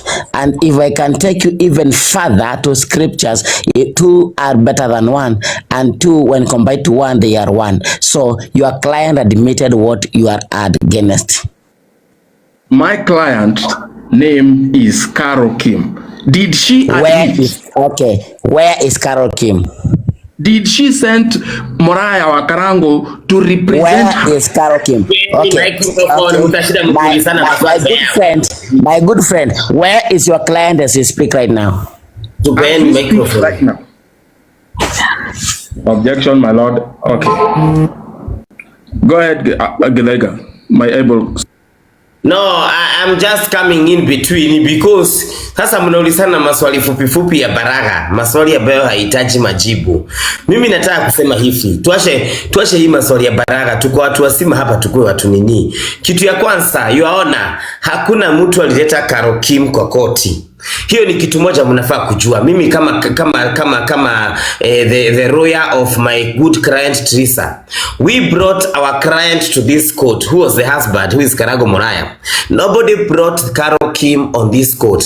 It is Carol in her knowledge who admitted or who said that nimetajwa sana, nataka kukuja kwa hii kesi, na akasema atakuja kwa hii kesi. So Carol kukosa kukuja hapa akisema ni mambo ya shaja, that is null and void, kwa sababu hiyo si mambo ya shaja, hiyo ni mambo ya kujitakia. Tuliambiwa hapa na bwana yake Carol anaendesha Haria. kama for sure alikuwa na drive, ni hali ya gani haina charger? Tuongee ukweli, hawezi kuwa na hali ya ukose charger. So tukikuwa tu mashwari hapo mambo ya charger hiyo imeuma nje. Kitu ya pili, to the watchdog seems is a senior counsel, but today he has come to represent a client, and even the client does not know that she is being represented. Ndio maana hata hajui kama Carol na nani wameoana, hata hataki kujua kama Carol alishaienda kuona mtoto wa wenyewe wapi kwa shule. Hiyo ni kitu kingine. You will object, no problem. You will object everything I say, no problem. Sasa mimi nataka kusema hivi, mtu bwana yake ameadmit huyu alienda kuona mtoto kwa shule. That lady has not come here to tell us whether it is true or not. So you cannot come and tell us it is hearsay when the accusations are being made and she's being given an opportunity to come and defend herself, and she cannot come and defend herself. Through the watchdog, her lawyer cannot tell us on that particular day where her client was. If he is not able to tell us where her client is now, he cannot tell us where her client was on that day. So if True the Watchdog was coming and telling us, listen, mimi my client hakwenda kuona mtoto shule, Triza alidanganya na bwana yake alidanganya, wote wananidanganyililia mimi kama Karo, sijaienda kuona mtoto kwa shule, it would make sense. But it is not making sense that Triza said that Karo anaenda kuona mtoto yake, na pia Karangu akasema Karo anaenda kuona mtoto yake na aka-apologize. Triza akabua kuja clarify, naye akaogopa kukuja, alafu True the Watchdog anakuja kutuambia it is hearsay. It is not hearsay. Na hapo ndio tunabiana watu, ikifika mambo ya kuambiana ukweli tunabiana ukweli. Kitu ya tatu, ndikaliga ni nataka kusema haraka. Nimesahau ya tatu. Again nitarudi na ya mwisho. Jackson, my lord. Nitaongea ya tatu. To the Watchdog, I will ask you kindly to tell us in a very brief communication and conversation that where was your client, why is she involved, and where is she right now that she's needed? Only those three. Where was your client on that day that she visited the kids, and where and why is she involved, and where is she right now as we speak? Where is she? May I approach the court? My lord, may I approach the court? Your Honor. Your Honor, are you back? I think I could shoot on the network. Yeah. But I think Truth Watchdog, I think it's okay. Network yake ni mbaya, but I think it's okay. Yeah. Okay, I've been asked where is my client. Hello? Truth Watchdog, are you there? Yes, I can hear. Hello?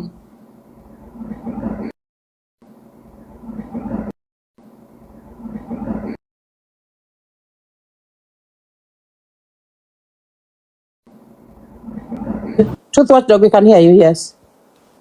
Thank you so much. Your Honor, you need to be here as these allegations are being laid before this able court.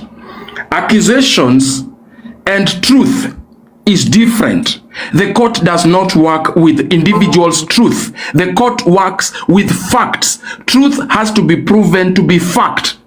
So far, the two counsels have accused, have alleged, but they have not proven their truth. As a result, that remains hearsay.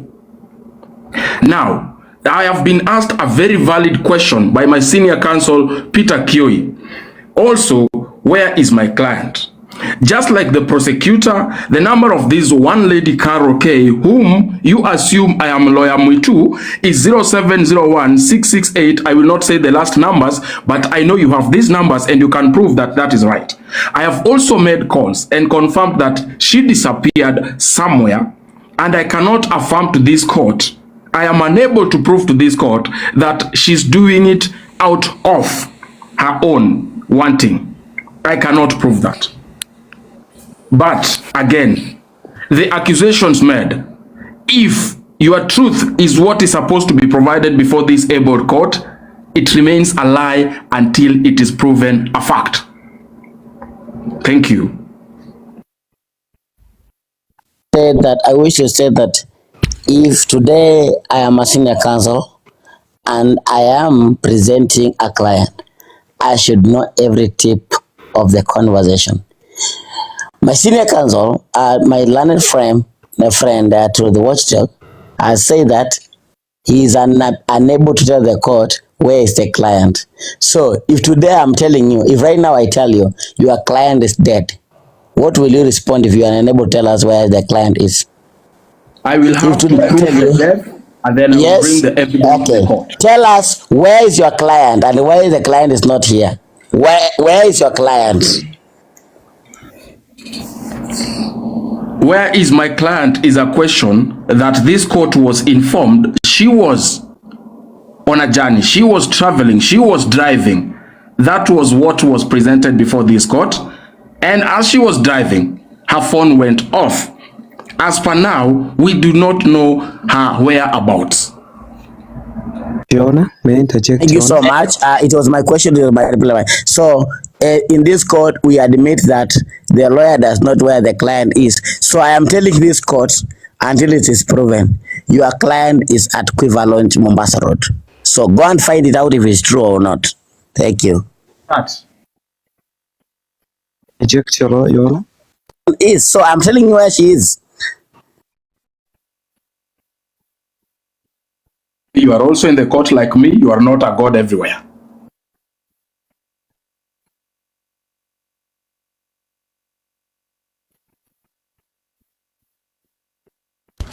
Okay, so senior counsels, I don't know if the judge is back.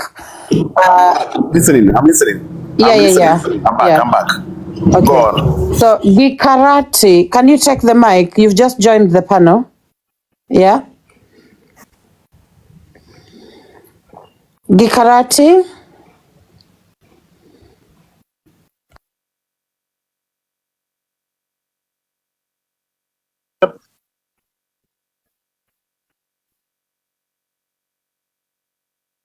Yes, I think that's okay. I think that's okay, Your Honor.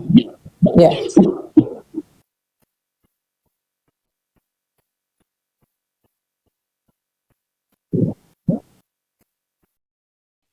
So thank you so much for watching the video to the end. Remember to like, share, comment, and if you have not subscribed, please make sure you subscribe and put on the notification bell so that you know every time I post a new video.